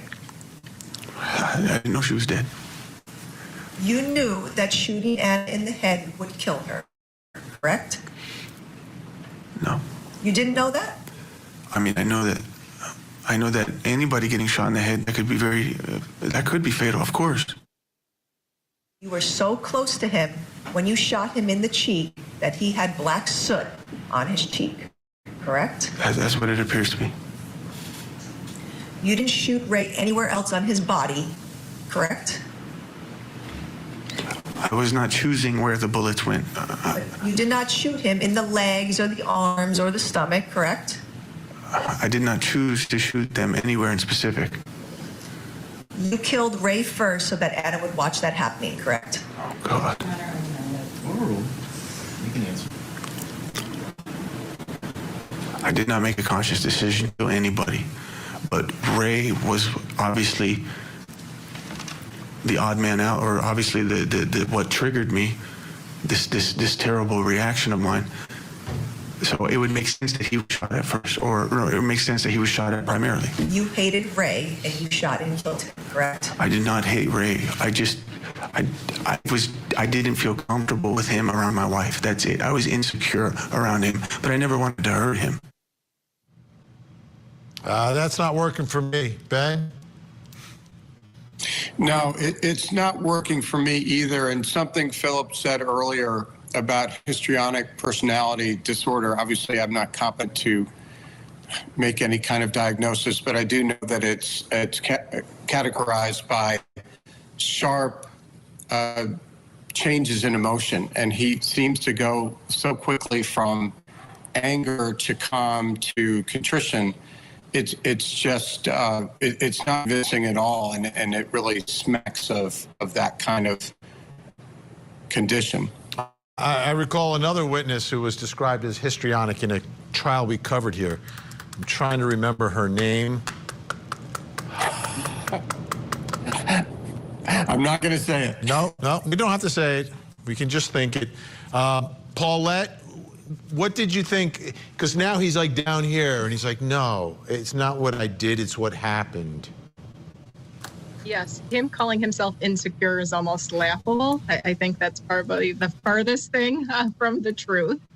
But it's interesting how when they're asking him specifics about what happened, he definitely doesn't have them. But when he was describing the domestic violence incident that had happened months before, he was very detailed. So, you know, obviously I know that defense argues that he blacked out, that this was, you know, he walked in and there was that provocation because his worst fear was true. That man was there with his wife. But I just think the bringing the gun and only coming there really for that purpose and having all that ammunition, I don't think it's going to work. And you know what the challenge is here, Philip, is someone who's in a situation like Anna was, where the marriage is falling apart and your husband is off the rails, you have a child in common, so he's not going to be out of your life. It becomes difficult to remain safe. Of course, and that's why she tried to get a restraining order and had to work out joint visitation and custody with the child and had to move out and get her own place. Again, it was so volatile in the home, there was no way to know from 1 minute to the next how he was going to behave. She couldn't take it anymore. What would have happened hypothetically if she would have stayed? Seriously, I don't think he would be on trial where he would have manslaughter for a defense because Ray would not have been in their home. It would have just been some act of rage where for whatever reason she said something or gave him a wrong look and he just reacted and he blew her head off. I mean, that would be the posture, you know? But the one thing he will have, I must say legally, Vinny, is if the jury does come back on a first-degree murder or a second-degree murder where he gets an indefinite sentence, once he serves 20 years and he's at least age 50, he's eligible for elder parole. It doesn't mean they would give it to him, but at least he would have a shot at getting parole after an actual hard 20 years and he's at least age 50. However, if he goes down on 2 counts of first-degree murder by firearm, it's life without parole and he would never get parole. Philip Dubé, Ben Chu, Paulette Lofton, great to have you with us on this Friday night. Thank you so much, and please have a great weekend. We appreciate it.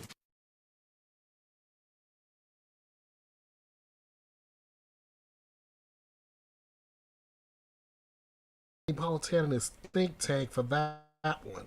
Man, this guy really, I mean,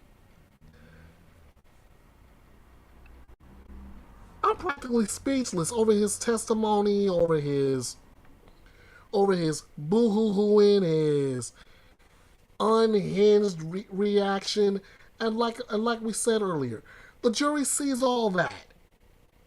There's no way they can't. And that's what they're going to take all that into consideration when they come back Tuesday for further deliberation. And that could be the very thing that seals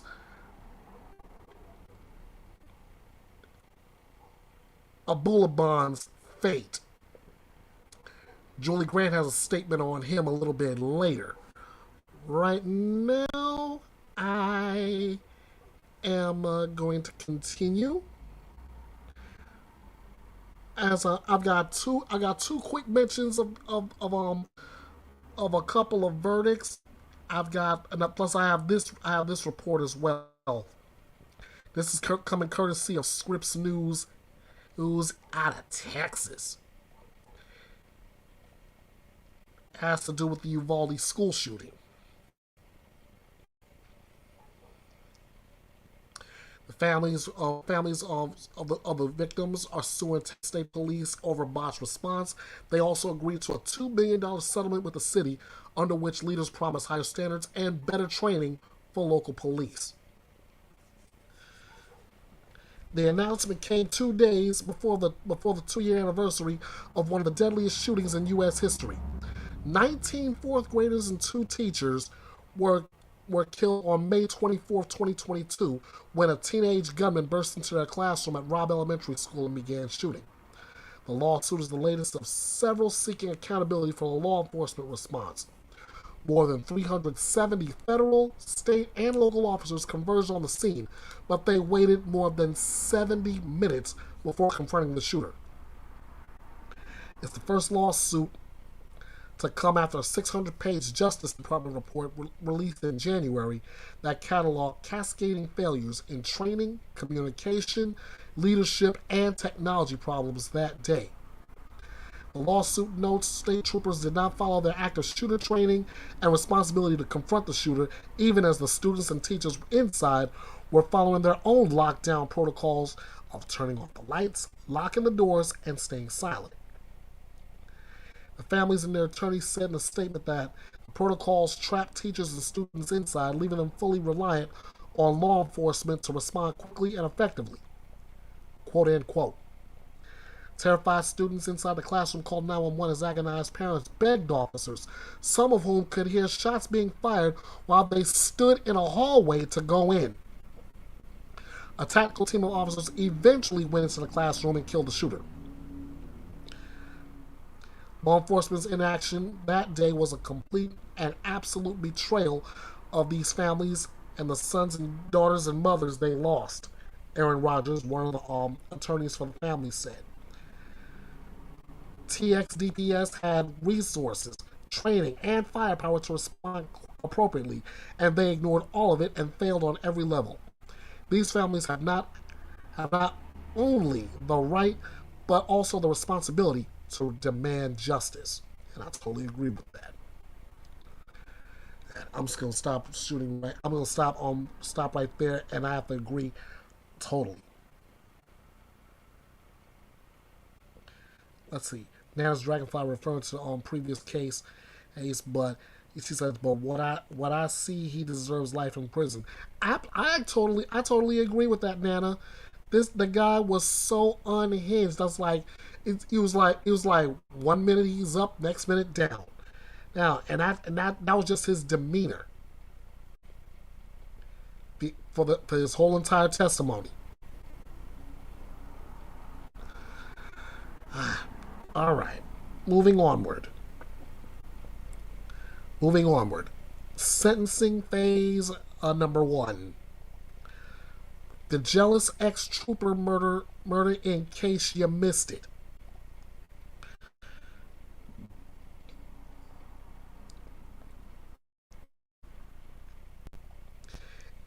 If you caught my video on Thursday, you know that a judge sentenced an ex-Idaho trooper who was convicted of killing his estranged wife to a fixed life sentence in prison. A fixed life sentence which lasts for the rest of a person's life and does not allow for release. Translation: Daniel Howard, you will never see the light of day again. In March, a jury convicted Daniel Howard of second-degree murder and domestic battery in the 2021 death of Kendi Howard. Howard surrendered to authorities in April 2023, 2 years after his wife was fatally shot. Investigators said on February 2nd of 2021, Howard called 911 to report that Kendi, age 52, had shot herself. An investigation led authorities to believe the fatal gunshot was not self-inflicted. In 2014, Howard was suspended and resigned from Idaho State Police after he was hit with multiple charges, including grand theft, in Kootenai and Bonner counties. That's according to an ISP press release. In 2015, he was given a suspended sentence of 3 years in prison and put on probation after being ordered to serve 120 days in jail and perform 600 hours of community service. That's according to the Spokesman Review. The charges including accusations that he harassed and threatened to kill his wife's alleged lover, and he stole ammunition from the Idaho State Police. In December, Howard was released from jail while awaiting trial on a property bond, according to KREM. While standing trial on March 15th, Howard was arrested by Spokane International Airport Police in Washington State. As part of his bond conditions, Howard was prohibited from coming within 2 miles of the airport. And according to jail records, he was booked as a fugitive.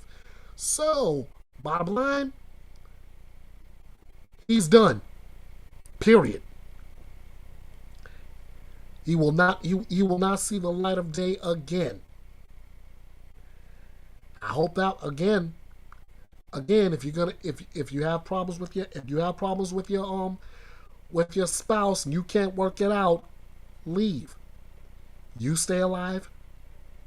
Your estranged spouse stays alive. It keeps you from going to prison.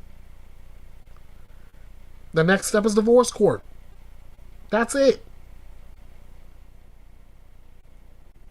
After that, you don't have to worry about it. Unless you have kids involved, then that's a whole different issue. Nah.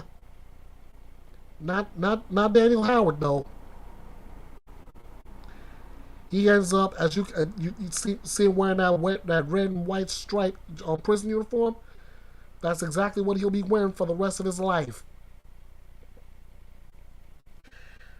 Speaking of wearing prison colors for the rest of their life, which may not be for much longer, let me take you to the sentencing for Beverly McCallum.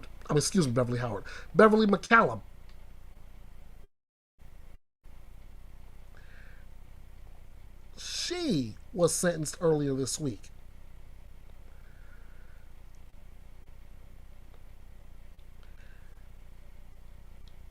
A judge sentenced a Michigan mother convicted of killing her husband to 40 to 60 years in prison. 40 to 60. Now, I want you to calculate this, guys. First, watch this. In April, a jury found Beverly McCallum guilty of second-degree murder and disinterment/mutilation of a body in the 2002 death of Robert Caraballo. At trial, prosecutors argued McCallum pushed Caraballo down the basement stairs of the couple's Michigan home, beat him with a hammer, and suffocated him. Now, remember I mentioned the sentence, 40 to 60 years, right? Calculate this. McCallum is 63 years of age as we speak. 63. Given the sentence, 40 to 60 years. That means she would be 103 to, long shot, 123 by the time she gets released. Guys, let me say the same thing I said about Daniel Howard. Beverly McCallum will not see the light of day with this one. The only way she will is when she goes out to the goes out to the prison yard for recreation. That's it. Anyway, McCallum, who is now 63, sat in a wheelchair as the judge called her a threat to anyone, quote unquote, who gets in her way at McCallum's May 23rd sentencing hearing. The judge also called attention to a moment during McCallum's murder trial when the judge said she leaned into the courtroom monitors to see her dead husband's autopsy photos more closely. McCallum's daughter, Cicely Caraballo, spoke on behalf of her father, who was ripped from his family. Quote, "His legacy will live on through us. Your legacy will end with you, Beverly," Cicely said through tears. Caraballo's fate was a mystery for decades, as his charred remains were discovered in 2002 in a metal box in a blueberry patch in western Michigan. The body was not positively identified as belonging to Caraballo until 2015. Beverly McCallum pretty much getting the rest of her life behind bars. Between her and Daniel Howard, I say justice served. Now, earlier I talked about the case against world #1 golfer Scottie Scheffler, right? Well, here is the update on that one. According to police, they say the officer who was involved in that violated police policy. Let's go to Court TV's Ted Rollins for more. We have been monitoring this press conference that took place in Louisville, Kentucky, concerning the arrest of golfer Scottie Scheffler last week outside the Valhalla Country Club. Let's pick it up where we left off with the police chief addressing the fact that the detective in this case, Detective Gillis, failed to turn on his body-worn camera of the initial interaction between himself and Scottie Scheffler. WC in a constant state of operational readiness. Detective Gillis was counseled by his supervisor. We understand the seriousness of the failure to capture this interaction, which is why our officer has received corrective action for this policy violation. This corrective action has been notated on a performance observation form, which is in line with our disciplinary protocol and practices. We respect the judicial process, and we will allow the courts to proceed accordingly. We will not be able to make any further statements as it relates to this matter. At the conclusion of this press conference, as you've already heard, we will release the documents as follows. You will find the investigative findings memorandum by the commander of the unit. You will also see the failure to activate form completed by Detective Gillis. You also find our policy located as well as the two aforementioned video footage that the mayor has mentioned. Also, all this information will be uploaded to our YouTube page. I would like to take a point of privilege to thank again Mayor Greenberg, the local media, and the national media for making every effort to provide fair reporting. But I also want to take a moment to thank all law enforcement officials around the nation for the work that you do every day. And I'm truly grateful for LMPD's dedication to keeping this community safe here in Louisville. We thank you and we appreciate your support as we navigate through this process. Mayor? Thank you, Chief. In Louisville, around the country, but especially here in Louisville, after the recent past, activating body-worn cameras is critically important for our police department to have evidence, to maintain the community's trust, to be transparent. So, Chief, I appreciate the speed at which with you have conducted the investigation into this situation. You've dealt with it transparently and straightforwardly. And we are all looking to move forward. I know there are a lot of questions right now from every member of the media here and people across the entire city. But we have to respect the legal process, and that's what we are going to do. And we're going to let that play out. We want to move forward. Mr. Scheffler has made it clear that he wants to be moved forward. And I know that everyone else involved at LMPD wants to move forward.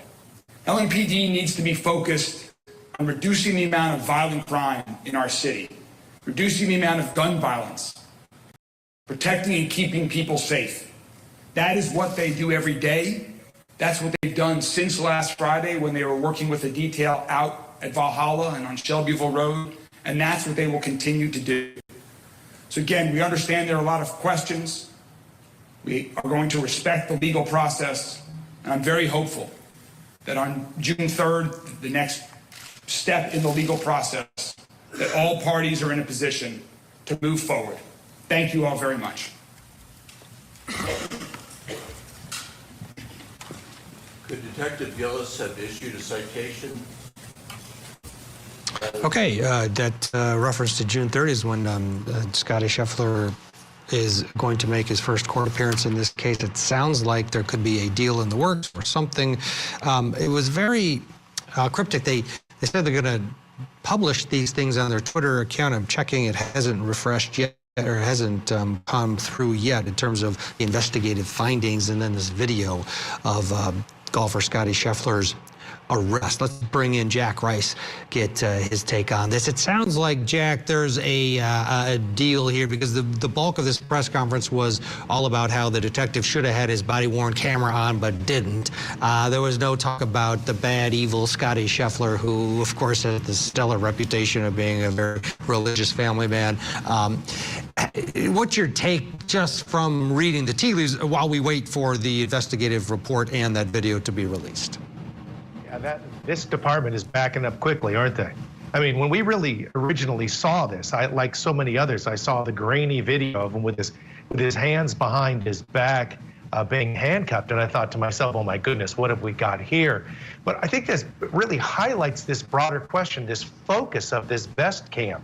What I can tell you, Ted, is that there is a lot of shifts and a lot of changes that have happened over the last really 10, 15, 20 years when we decided that we were going to go down a particular path. And when I say we, I mean collectively, the criminal justice system and police departments, and about whether or not these are good things or bad things.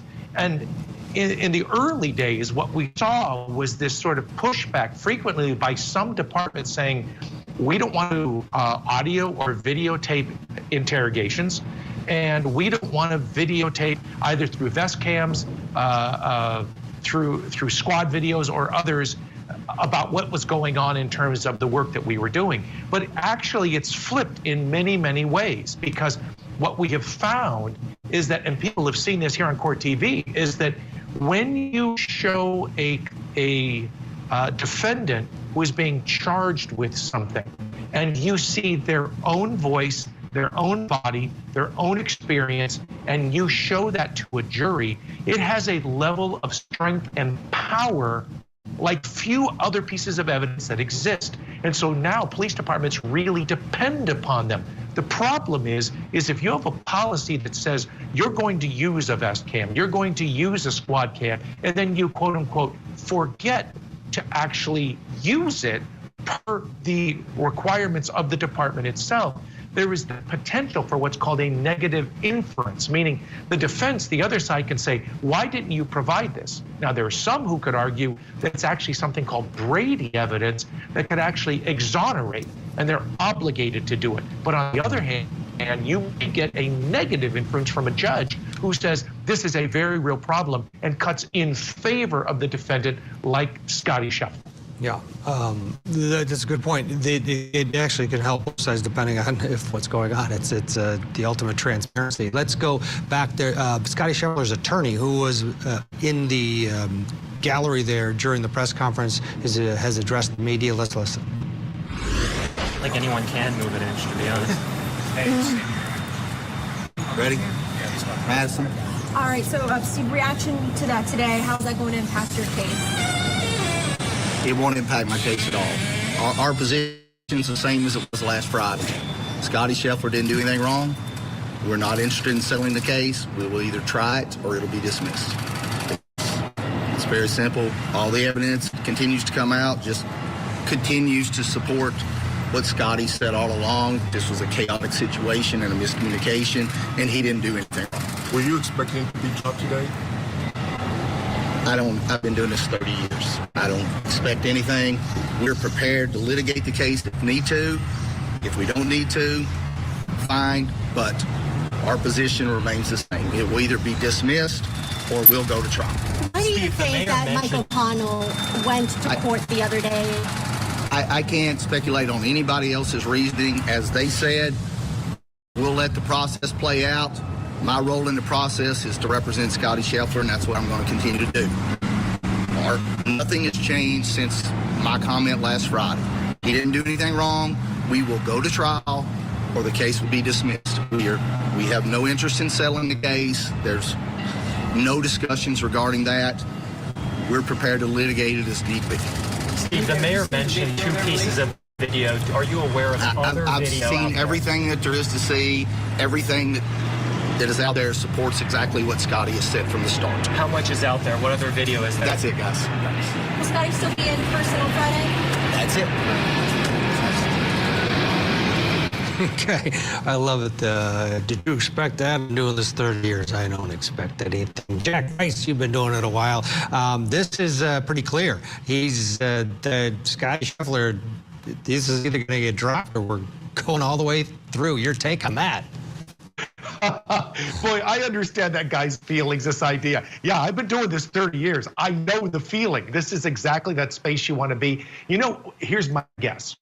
What's likely going to happen here is there is actually a way, believe it or not, regardless of what his attorney said, to kind of split this baby, and this is what could very well happen, is that they have something called a continuance for dismissal that basically says, so long as you're a good guy and don't do anything stupid, you're not going to have to admit to doing anything. You won't have to do anything else to establish this, and we'll continue this out. It kind of gives the state, the government, the ability to save face, but also says to the defense, we simply are agreeing to delay the dismissal of this case for a period of time. And sometimes they both do that because it's an easy way to make it go away. And boy, let's be clear. It's clear that the government, they want this case to go away. It's obvious the way they had this entire press conference, they want it gone. Yes, and I'm sure Scotty Scheffler doesn't want to head to Louisville for court appearances throughout the next year or so as this works its way. But I don't think he wants to be there either. He'll go there to play some golf, but not to sit in a courtroom. So yeah, we'll see. But boy, some words from Scotty Scheffler's attorney. We're not backing down. He did nothing wrong. We'll continue to monitor the Twitter account from LMPD, and as soon as we get that the report, that video, we'll pass that along to you as well.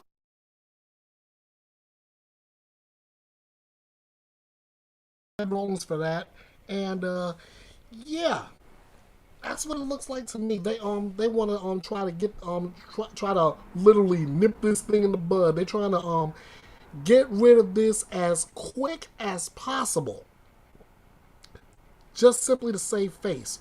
So like I said earlier, to all the police officers, you got the body cam. Turn it on when you have to turn it on. Because turning it off even I don't care if it's a traffic stop. Turning it off at that point, it's not good for anybody. Moving right along. Micah Miller's family is eyeing a wrongful death suit against her husband John Paul.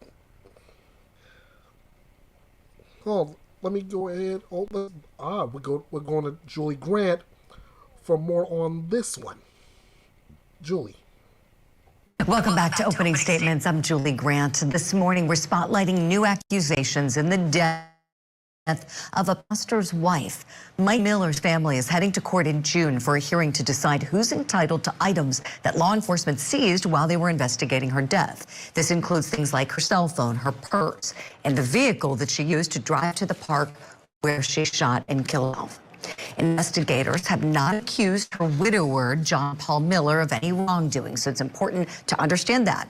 In the meantime, though, Mike's family is speaking out. The attorney who represented her in her separation and the attorney who's currently representing her sister spoke to our Court TV senior producer, Emanuela Grinberg. And in this first clip you're about to see, attorney Regina Ward talks about the mental health of both John Paul and Micah. He claims that she was diagnosed with these mental illnesses and was on lithium. According to her, she didn't know she'd been diagnosed or what medication was, because he always controlled the medication. He administered the medication. In fact, he has admitted that he would cut her pills up and give them to her if she refused to take the medication. Lithium, he has been diagnosed and admits it in a sermon. And if you look up lithium and the side effects of it, or if you take too much of it or you're over-medicated, you go into delirium. And that's what her demeanor reminded me of. Oh my, and there's more. Now, Court TV, we want to let you know, did contact John Paul Miller's new attorney, and we requested comment, but so far we have not heard back. We'll let you know if we do. Now, we want to talk more about what was said in that interview with our senior producer, and guess what? We're so lucky to have her joining us on the program this morning. Say hello to Court TV senior producer, Emanuela Grinberg. Emanuela, good to see you, my friend. Let's talk a little bit about your overall impressions, talking to this attorney, Regina Ward, and the accusations that she's making that are certainly eyebrow-raising. Did you get the sense that these accusations are credible? Well, what's clear is that they are still very much alive, and this case is moving forward, even though the criminal portion is all but done. Law enforcement has cleared John Paul Miller of any involvement or wrongdoing in his wife's death, but her family is very much moving forward. In this interview, Ms. Ward talked about the possibility of a wrongful death suit, but she also still said that there's a lot remaining, or to look forward to out of the investigation of Micah Miller's death.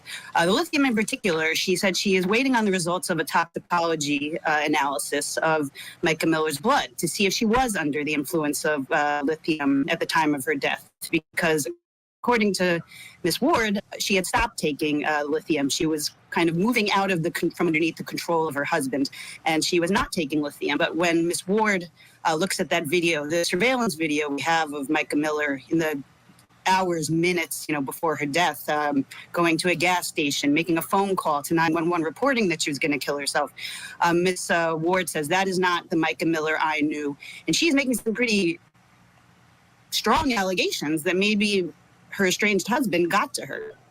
And that's pretty stunning, too. Those are pretty stunning allegations for being cleared by law enforcement. Right, Emanuela. I want to play a little more of the interview with her. In this portion, she's talking about something else that was administered, again, falling under the umbrella of control. We heard about the control with the administration of the lithium, and now we're going to hear about testosterone injections. Let's take a look. So he was always on top of making sure she kept that medication. And that son of a bitch would inject her and her buttocks with testosterone. Steroid shots. What for? Allegedly to enhance her libido. Moron. Sorry, I shouldn't say that. She used a lot of colorful language there, Emanuela. Is not pulling any punches about this guy and how she feels about him. What was your reaction? I would have loved to have seen your face in hearing that. What did you think when you heard it? Well, it's hard to believe. There's no scientific evidence that is what testosterone is used for in women, but also, one wonders, what the relationship was like, for that kind of activity to allegedly be going on, behind closed doors. But kind of spoke to the allegations of Micah Miller's family that this was a seriously abusive relationship, that the pastor, although Miss Ward was very clear to tell me she will not call him a pastor, that John Paul Miller was exerting extreme control over his wife, making her feel that, she was, subservient, building this atmosphere of subjugation, but also really using her, taking advantage of her religiosity, her faith, that this was the way she was supposed to behave. Emmanuel, I'm so glad you brought that up. I understand Regina Ward was saying to you that John Paul Miller would weaponize religion in a way, knowing it was something very important to Micah in order to carry out mental abuse, according to what she knows from speaking with her family. Let's play another clip and we'll talk on the other side of it. Dutiful as a wife and abiding in terms of what she understood that God required of her as a wife, and especially the wife of a pastor. She was so brainwashed. He had been, I guess, quote, training her for a long time, and that how a wife is supposed to respond even to an abusive husband. There is a sermon that he gave. It was a series that he was doing, and this one, I want to say it was number 14, and it was called Discontentment. And in that sermon, about 2/3 the way through it, he talks about how that God says that it's a wife's duty to provide intimacy to the husband. That's her duty. And anytime he asks for it, you better be complying. And, if you don't do what Jesus says to do, then you're sinning. Oh, my goodness. And it makes you want. Wait a minute. What?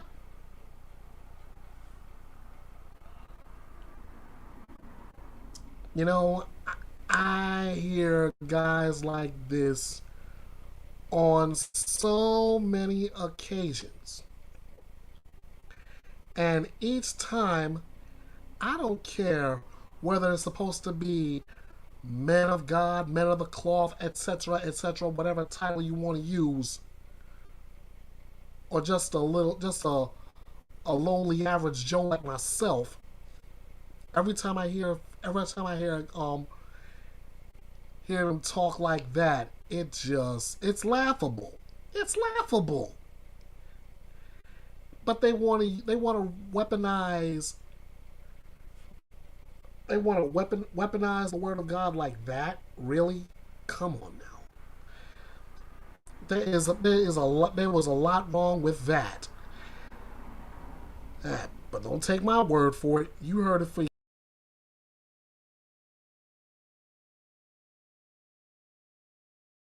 To cry when you hear this stuff. And again, Emmanuel, I know we have reached out for comment from John Paul Miller's attorney. We would love to hear his side of this. Again, he is not charged with anything, entirely cloaked with a presumption of innocence here. Emmanuel, would you kind of take us to what's ahead, please? We only have about a minute left, but in June, this very contentious hearing is set to happen over her property. What's going on, please? Well, this is basically a continuation of the marital litigation that began before she died.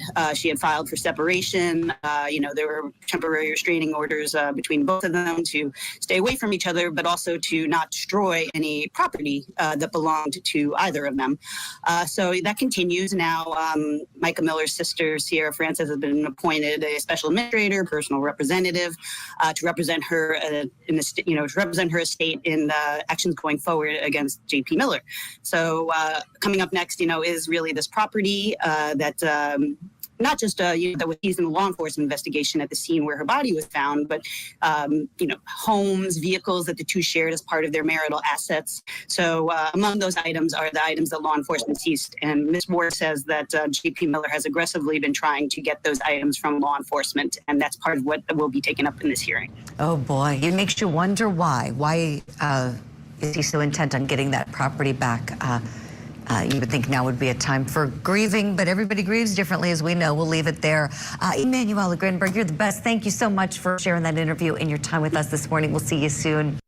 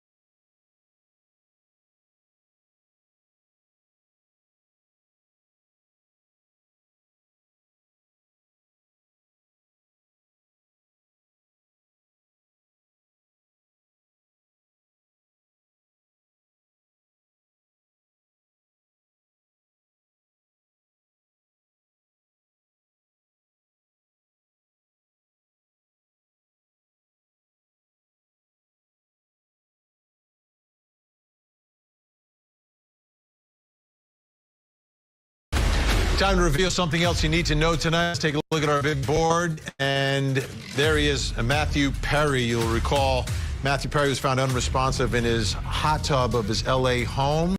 He passed away. Well, now an investigation has been opened into his death. What they're looking into is how he received the ketamine, which was ruled a contributing factor in his death. The DEA, the U.S. Postal Inspection Service, is in on this investigation. They're trying to figure out where he got it and why he had so much in his system.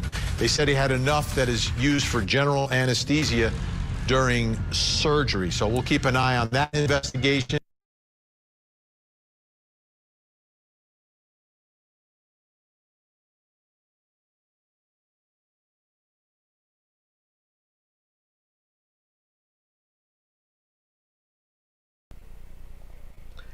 And when we get more, I'll be sure to bring it to you right here at Bethea'S Byte Reloaded. We still got a good bit to cover real quick. Starting with Sean Kingston. I know some of you may remember him in one of his biggest hits, one of my favorite songs, "Beautiful Girl." Well, he and his mother were arrested after a raid on his Florida home. Here's a quick breakdown because here's a breakdown courtesy of Scripps News. Police and SWAT team raided singer Sean Kingston's home in South Florida on Thursday, leading to the arrest of him and his mother, according to the Associated Press. The Broward County Sheriff's Office deputies and SWAT team members from Davie, Florida, were seen at the musician's Southwest Ranches residence located 15 miles outside of Fort Lauderdale, serving arrest and search warrants. Multiple media reports said Kingston, whose real name is Keyshawn Anderson, wasn't home at the time, but was later arrested in the area. However, his 61-year-old mother, Janice Turner, left the 14,000 square foot rental home in custody. Broward County Sheriff's Office hasn't responded to Scripps News' request for comment on that, but reports state the matter is related to a $150,000 entertainment system for which Kingston has failed to fully pay, including a 232-inch TV, I'm hoping that's not a typo, and a sound system. The singer allegedly told the owners of the company that he and Justin Bieber would do commercials for the entertainment company if they gave him a lower down payment and credit. In a post to his Instagram story Thursday, Kingston seemed to confirm the raid while downplaying its severity. People love negative energy. I'm good, and so is my mother. My lawyers are handling everything as we speak. The post, which has now been taken down, read, that was the message on his post. Kingston is best known for his work in the mid-2000s. He has multiple songs with hundreds of millions of streams on Spotify, including a song with Justin Bieber, Eeny Meeny, and his 2007 #1 single, Beautiful Girls, and Fire Burning. Let's just hope this doesn't literally burn, get it? His entire career. Another update on God's Misfits and how the women who were missing, then later found deceased, were found. It said the missing Kansas women were buried in a freezer and concrete. Newly sealed search warrants offering more insight into the alleged kidnapping and murder of 2 women at the hands of an anti-government group.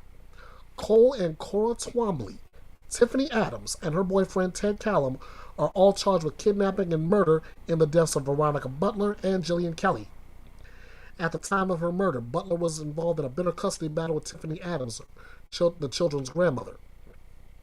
Butler had been granted weekly visitation and was traveling to visit her kids with Kelly, who was acting as the court-mandated supervisor for the visit.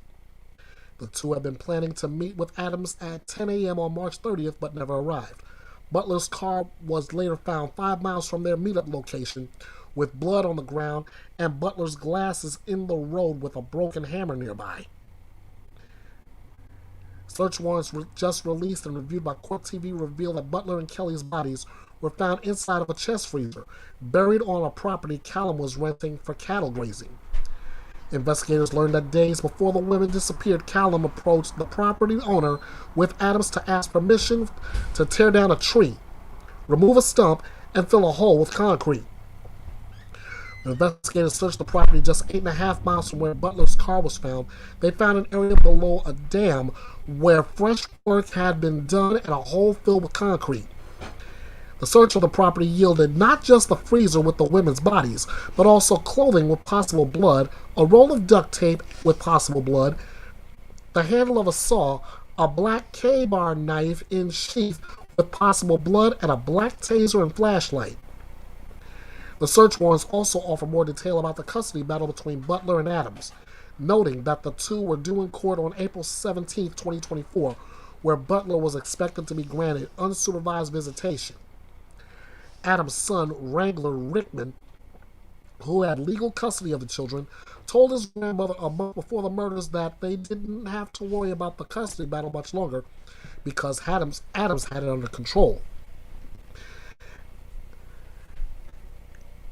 That Adams knew the path the judge walked to work and will take Veronica out at drop-off, quote-unquote. Police confirmed that Rickman was in a rehab facility on March 30th, and he has not been charged in the case. Investigators revealed in the search warrant that March 30th wasn't the first time Butler had been targeted, saying Adams, Callum, and Cora Twombly drove to Butler's home in February 2024, but Butler never came outside. Quote, This is consistent with the web search discovered on Adams' phone about how to get someone out of their house, detectives said. The plan to kill Butler in Kansas was to get in front of her while she was driving and then throw an anvil through her vehicle windshield. The thought was that anvils fall off work trucks regularly in the area. Detectives seized a trailer as evidence, which witnesses said was seen at the location of Butler's abandoned vehicle at the time of the women's disappearance. All 4 suspects have pled not guilty and were ordered held without bond. The group has been linked to what it was described by an Oklahoma State Bureau of Investigation as an anti-government group that had a religious affiliation who called themselves God's Misfits. Well, God's Misfits is is facing counts a lot of different charges. Let justice be done. The update on Corey Richards, as I promised earlier in the podcast.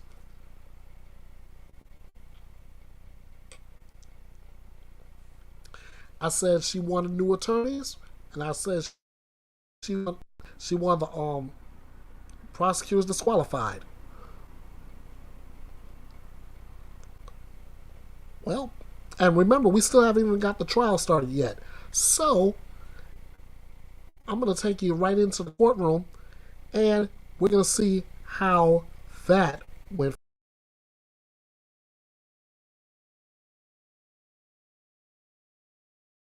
Ms. Richards, good afternoon. Have a seat. Okay, this is 231-500-139, State of Utah versus Corey Darden Richards. On behalf of the state, we have Mr. Bloodworth, Ms. Olson, Ms. Shervanack, and Mr. Burmester. On behalf of Ms. Richards, we have newly appointed Indigent Defense Counsel, Ms. Lewis. Ms. Lewis, good afternoon. How are you? Good afternoon, Your Honor. Well, thank you.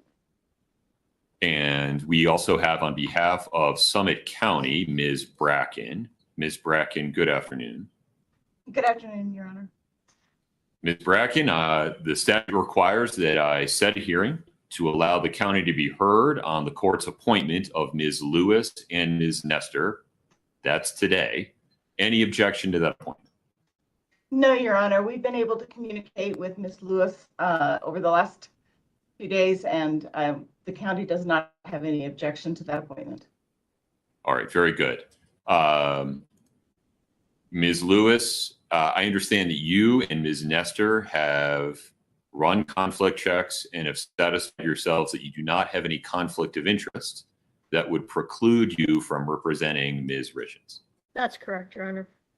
All right. On that basis, Ms. Lazaro, your motion to withdraw is granted. You are being removed as counsel from this case. I've unmuted you. Go ahead. Thank you. I appreciate that. Ms. Lazaro, let's make sure that Ray Quinney executes a quick transfer of the file to Ms. Lewis and Ms. Nestor. All right. Ms. Lewis, I need to put you on the spot here. There are a couple of issues that are pending in this case that I will need some input from you and Ms. Nestor on, not necessarily today, but relatively soon. Those two issues are whether or not we're going forward with the preliminary hearing as scheduled in June, and a schedule for hearing the two pending motions, the motion to disqualify and the motion to suppress. I imagine you'd like an opportunity to speak with Ms. Richards about both of those things before making any decisions. In your view, what is a reasonable time frame within which you and Ms. Nestor can give me some thoughts on that? Well, Ms. Nestor is out of the country until June 4th. I'm going to meet with Ms. Richens on Monday. I have an appointment at the jail to meet with her Monday.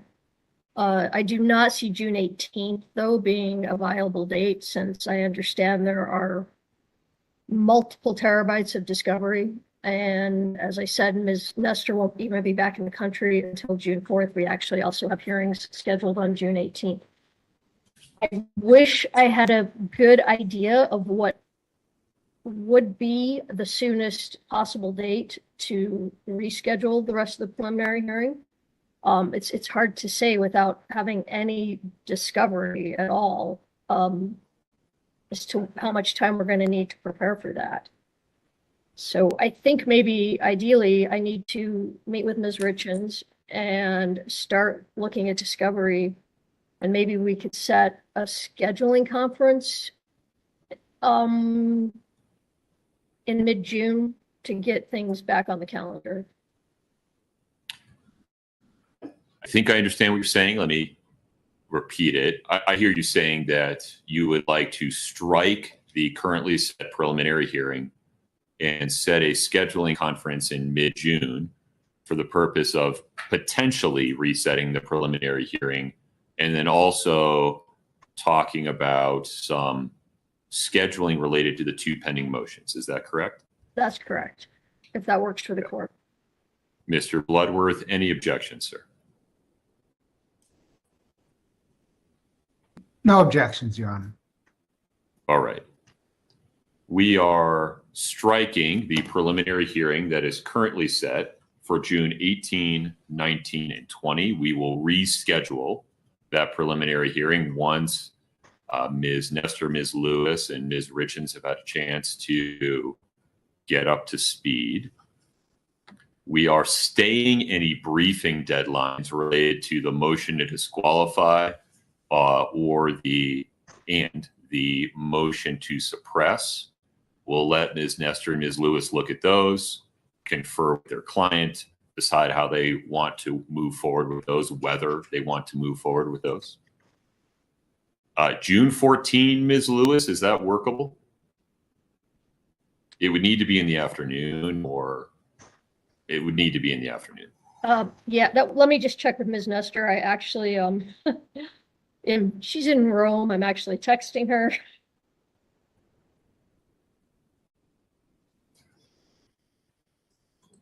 I apologize. It's all come up pretty quick. I understand. Let me just pull up her calendar if I can.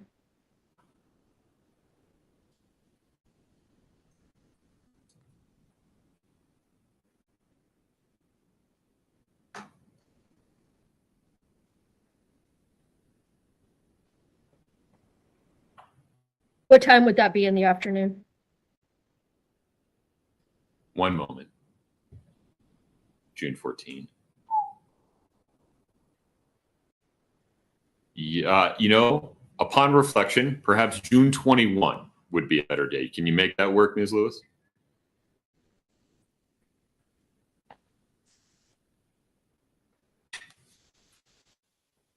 Okay. I'll just...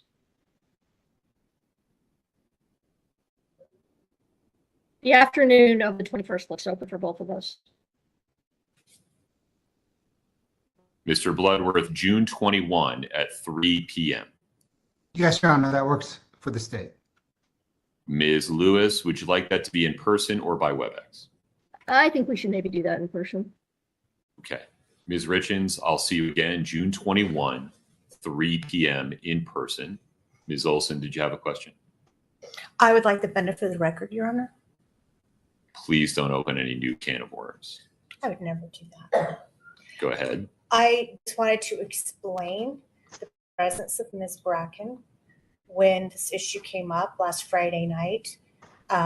Summit County retained Jamie Bracken as outside counsel to advise the county on their duties as an indigent defense system and to handle this issue so that the Summit County Attorney's Office would not be involved in that process. And I wanted to make that clear. That's what we did, and that's been her role. That was clear to the court beginning on the earlier hearing this week, and I appreciate you doing that quickly so that we could get new defense counsel appointed quickly. Thank you. Ms. Lewis, anything else on the record today? No, just to let Ms. Richards know I'll be seeing her on Monday. Very good. Mr. Bloodworth, you're unmuted. Sir, anything else today? No, Your Honor. Thank you. All right. Travel safe, sir.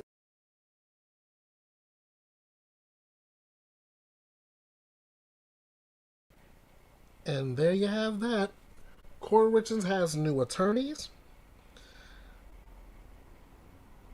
for indigent defense. That's shit. Her next hearing will be on June 20. Can't wait to see how that goes. While one defendant gets exactly what she's looking for, another defendant is not getting things his way.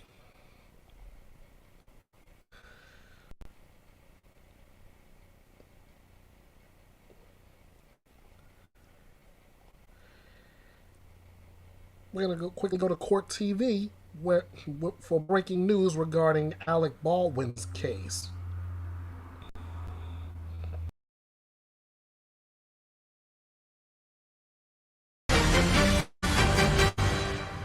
Welcome back to Court TV Live. I'm Judge Ashley Wilcott in for Michael Ayala. First, we have breaking news in the involuntary manslaughter trial of actor and director Alec Baldwin. The judge in the case has denied a motion to dismiss the indictment against him. Baldwin is accused in the fatal shooting of cinematographer Helena Hutchins on the set of Baldwin's movie Rust. Baldwin was holding a prop gun that had live ammunition in it when it went off, striking Hutchins. This now opens the way for Baldwin's trial to go on as planned in July of this year.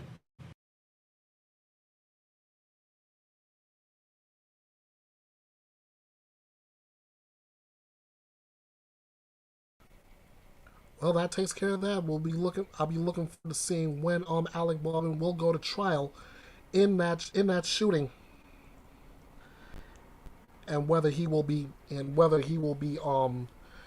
convicted or acquitted or what have you in this case. Now, it's time to wrap things up with Julie Grant. First off, we're going to start off with her opening statement regarding Diddy and that video of him brutally beating his ex-girlfriend Cassie Ventura.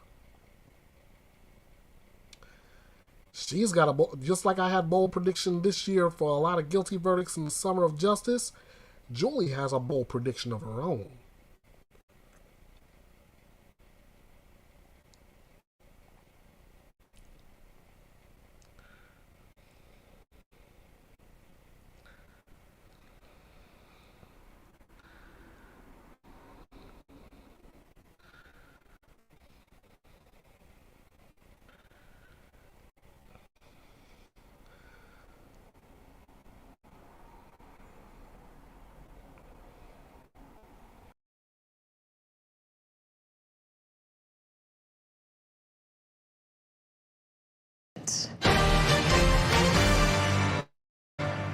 If you haven't experienced it, you know someone who has.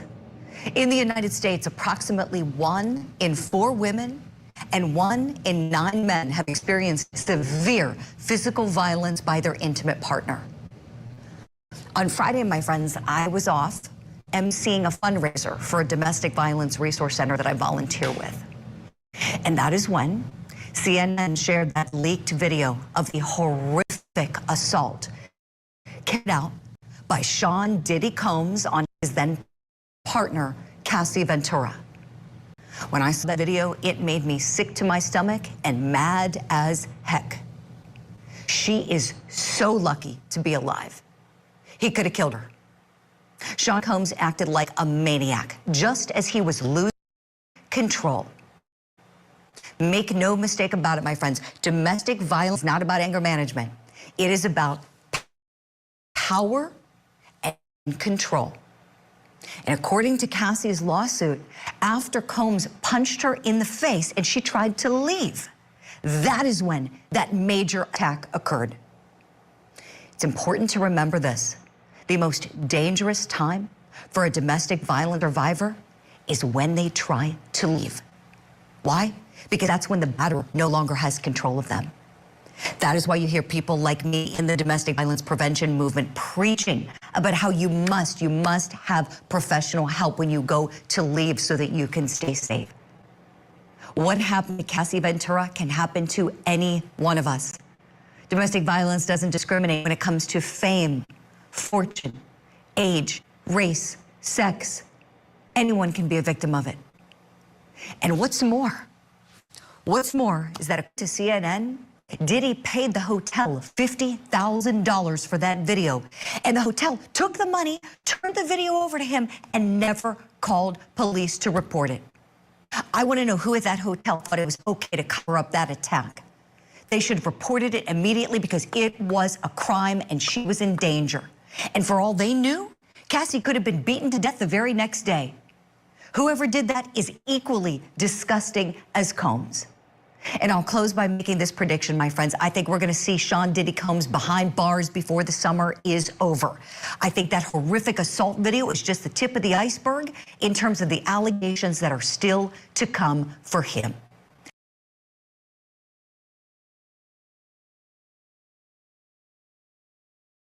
Woo. I gotta stand with Julie on that one. I got to.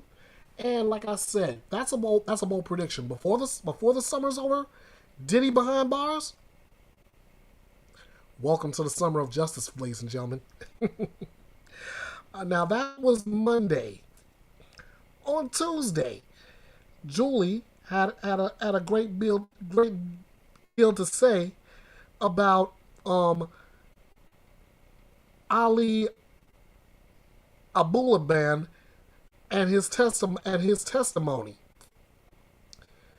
And let's just say she was not feeling him at all.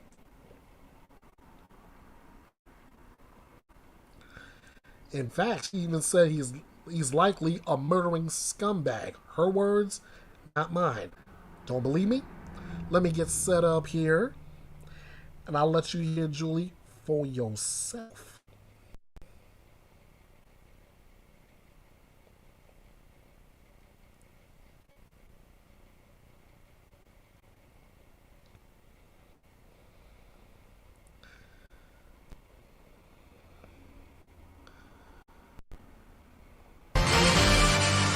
Social media isn't real life. Some of it's enjoyable. Some of it is worse than a sewer. All of it is manufactured by people. And those people may or may not be the person that they hold themselves out to be for the world. Perfect example.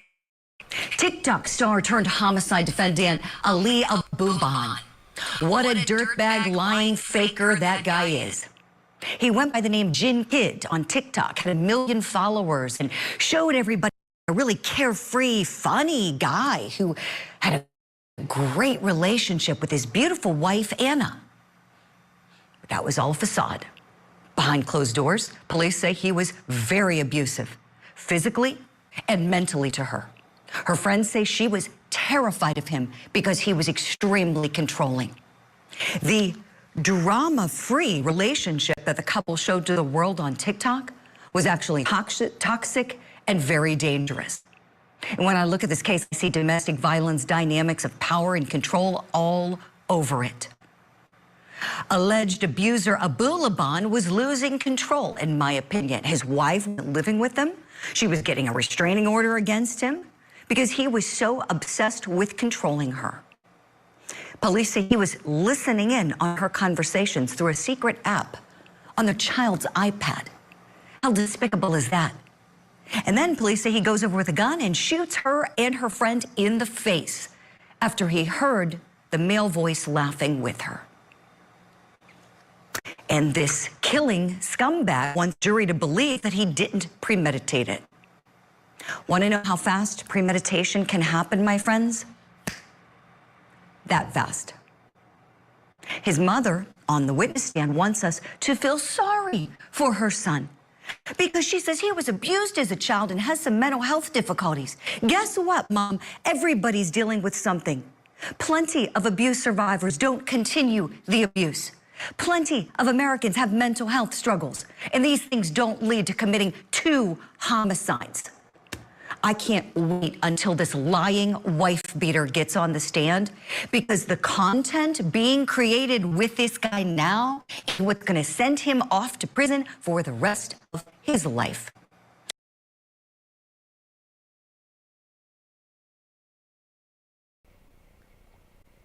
Now, that was Julie's take on Abulaban before he testified. And if her take was that fiery, can you imagine her take on him after he testified? Then wonder no longer.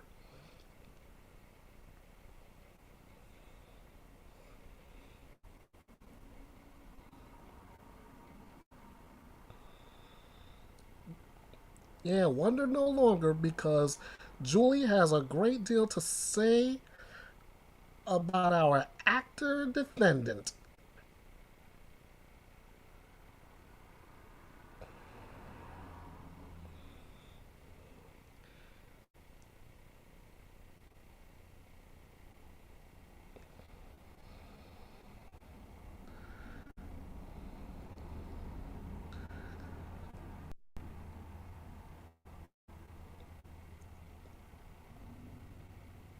Opening statement.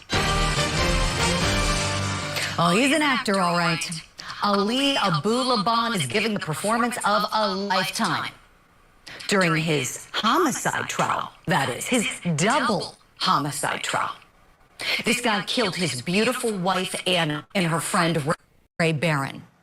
Shot them both at close range in the face after he heard Ray's voice in Anna's apartment when he was spying on her.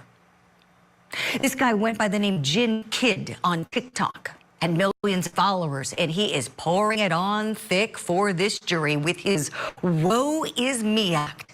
Oh, poor me, I was abused. Poor me, I have ADHD. Poor me, someone made fun of my heritage. Oh, boo-hoo, Ali, you lying snake in the grass.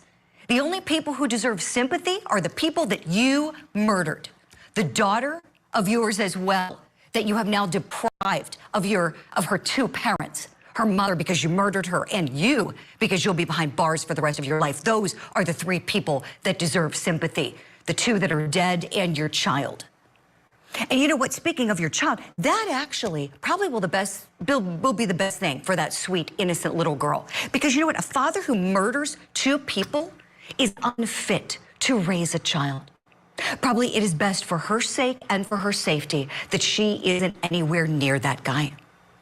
As I watch crybaby Ali testify, he strikes me as the classic batterer.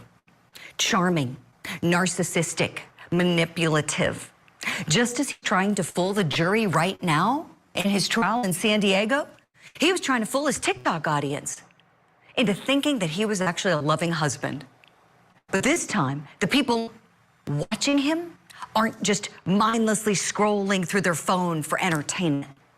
No, this is the jury watching him. These people are deciding whether he premeditated the murders of Anna and Ray. And now they get to see all of the terrible things that the TikTok universe never got to see with this guy. This jury has the power to lock him up for the rest of his life. And boy, I hope they throw away the key. May Anna Abulaban and her friend Ray Barron get justice.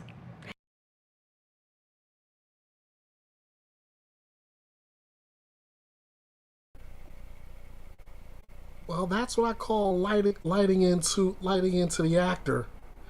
Now we're gonna go on. She's gonna go on to a different case. In fact, she's gonna not only necessarily the case, but she's going to give respect to a person who actually deserves it. And in this case, it will be John O'Keefe's mom. John O'Keefe, as you know, is the boyfriend of Karen, well, was the boyfriend of Karen Reed. And he was left for dead outside his garage.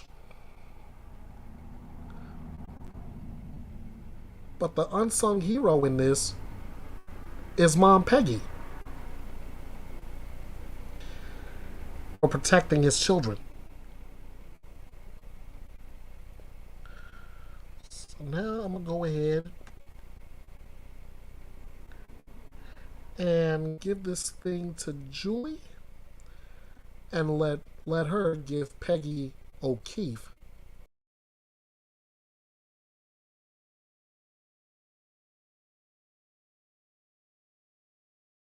because it's time for my opening statement. It's been said that there's no love like a mother's love. And as we're hearing more evidence in the case over the murder of Officer John O'Keefe, I keep thinking about his family, especially his parents. And on Wednesday, we heard Mrs. O'Keefe's name come up a couple of times in the testimony. We heard this through two women who are arguably the strongest witnesses for the Commonwealth of Massachusetts in proving that Karen Reed killed John by hitting him while she was drunk. Jennifer McCabe explained how when she learned that a vicious mob led by a blogger, criminal defendant, and phone buddy of Karen Reed's, she wanted to protect her young children from experiencing that trauma and that harassment. So it was Peggy O'Keefe who came and picked up her young children, protecting them from the vile harassment that would follow. Peggy O'Keefe protected those kids just as if they were her own. And that's really not surprising at all because she raised a protector, her brave son, John, who put his life on the line, protecting other people for 16 years. I'm sure that her actions on that day, protecting the little McCabe children, was something that she did with her son, John, on her mind and in her heart. She did him proud. What a remarkable lady she is. And in addition to being very kind and loving, Peggy O'Keefe is also very smart. That was brilliant advice that she gave to Carrie Roberts for her and Jennifer McCabe about documenting everything that they remember. That is exactly what you want witnesses to do. I give that advice all the time to friends. I've given it legally when someone has an event they witness or maybe something's happened to them personally. When I was a prosecutor, I would give that advice. Write it down, record it. That is perfectly proper and very useful advice, especially in a case that involves proving the murder of her beloved son. My heart goes out to the entire O'Keefe family and to all of the witnesses who have been so viciously and unlawfully harassed and tormented. That is horrible and shouldn't be happening. That's why we're a nation of laws here in America. An angry and perhaps paid mob doesn't rule. The laws do. So I tip my hat to all of those witnesses for being so courageous in speaking out despite the threats coming from the group aligned with the defendant. And I believe that in the end, justice will prevail, as Officer John O'Keefe deserves justice.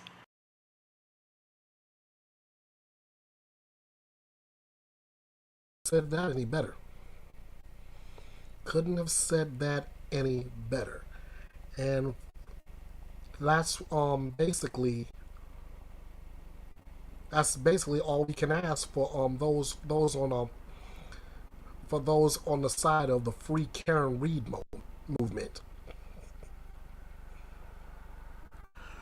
Right now we've got one last opening statement, and I am going to bring that to you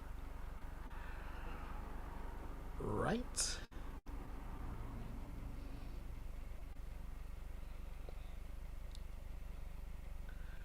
now. We get warmed up together and ready for the day ahead. So right now, go ahead and grab that cup of coffee. It's time for my opening statement. Who waits over 3 weeks to report their child missing? A woman named Diana Kojakari, that's who. Her 13-year-old daughter, Madalena, is still missing this morning. She was last seen near Charlotte, North Carolina, getting off her school bus back on November 21st, 2022. Little Madalena was only 11 years old at the time. And Madalena's mother, Diana, claims that she last saw her daughter on November 23rd when she went to bed. Diana told police that she and Madalena's stepfather got into a fight that night, and then he drove to Michigan the very next morning. The child's mother says that she waited until her husband got home 3 days later to ask him where Madalena was. Are you kidding me? What a load of garbage. She is your child you birthed, and you wait 3 days to say to your husband, any idea where she is? Pants on fire. Children don't just vanish. Something happened to that precious little girl, and the two adults that she was living with, her mother, Diana Kojikari, and her stepfather, Christopher Palmitter, have some serious explaining to do. Those two waited nearly a month to report the child's disappearance. Why? Sure doesn't pass the smell test, does it, my friends? So the mom pleaded guilty to failure to report her daughter's disappearance. This was just a few days ago. And now the husband, Christopher Palmitter, he's set to go on trial any minute now, really. They're literally picking the jury. And as soon as they get the jury seated, it's going to go, could go today, could go next week. But you can't tell me that these two don't know more than they're saying. You can't tell me that something sinister didn't happen to that beautiful child. I pray to God she is somewhere safe. But the facts don't look good. I also think that the legal problems for Kojikari and Palmitter are just beginning. And if those two did something to harm beautiful Madalena, then they need to pay the price.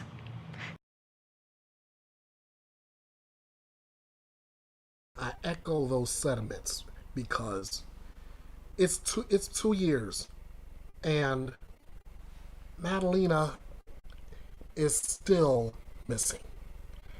And the question of where is she? Mom's not giving up anything. Stepdad's not giving up anything. Somebody needs to take accountability. And I'm glad Julie Grant was the one who said something about this.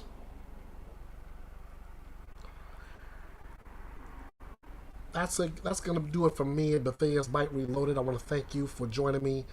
If you're repping my replay gang, I thank you for watching as well. If you like everything you see here, you want to get in contact with me. First of all, this live stream has already went to Facebook, and it will be there at Bethea'S Byte Reloaded. It's also posted to X. It's also at EKB316, uppercase, mind you, uppercase. You can hit me up on the comments or even the community tab here on YouTube. There you go, at Bethea'S Byte Reloaded. Trying to get stuck with me. I will have this video linked to Instagram. That'll be at EKB316, but it's lowercase. I will link it to my bio on TikTok at King of Hearts 316 2021. And if you still want to get in contact with me, you can drop me an email. The address is kingofhearts316_09 at outlook.com. I appreciate all the love I've been getting thus far. If you want to help your guy out, hit me up on PayPal, EKB316, Cash App, $ EKB316, or Venmo, EB, The Last Outlaw. Nothing obligated, always appreciated. As always, I thank every one of you for joining me right here in the drama-free true crime destination, the home for news, the home for news without the drama, where your opinions matter, where lively debates are encouraged, your voice is heard, and above all else, justice served. And yes, again, I have declared this summer a summer of justice, 2024. So let's see how many guilty verdicts we're gonna get this time around, because we got a great deal last year. All right, guys, I'm gonna get up out of here. I'm gonna get some dinner. I'm gonna get my wife some dinner, and I will see you next time.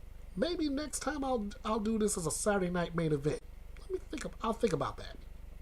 So until then, Ernest Bethea, the Last Outlaw, thank you again. Let's do this again. Until we do, you all know what to do. Bite. Thanks for watching and joining me here at the drama-free true crime destination.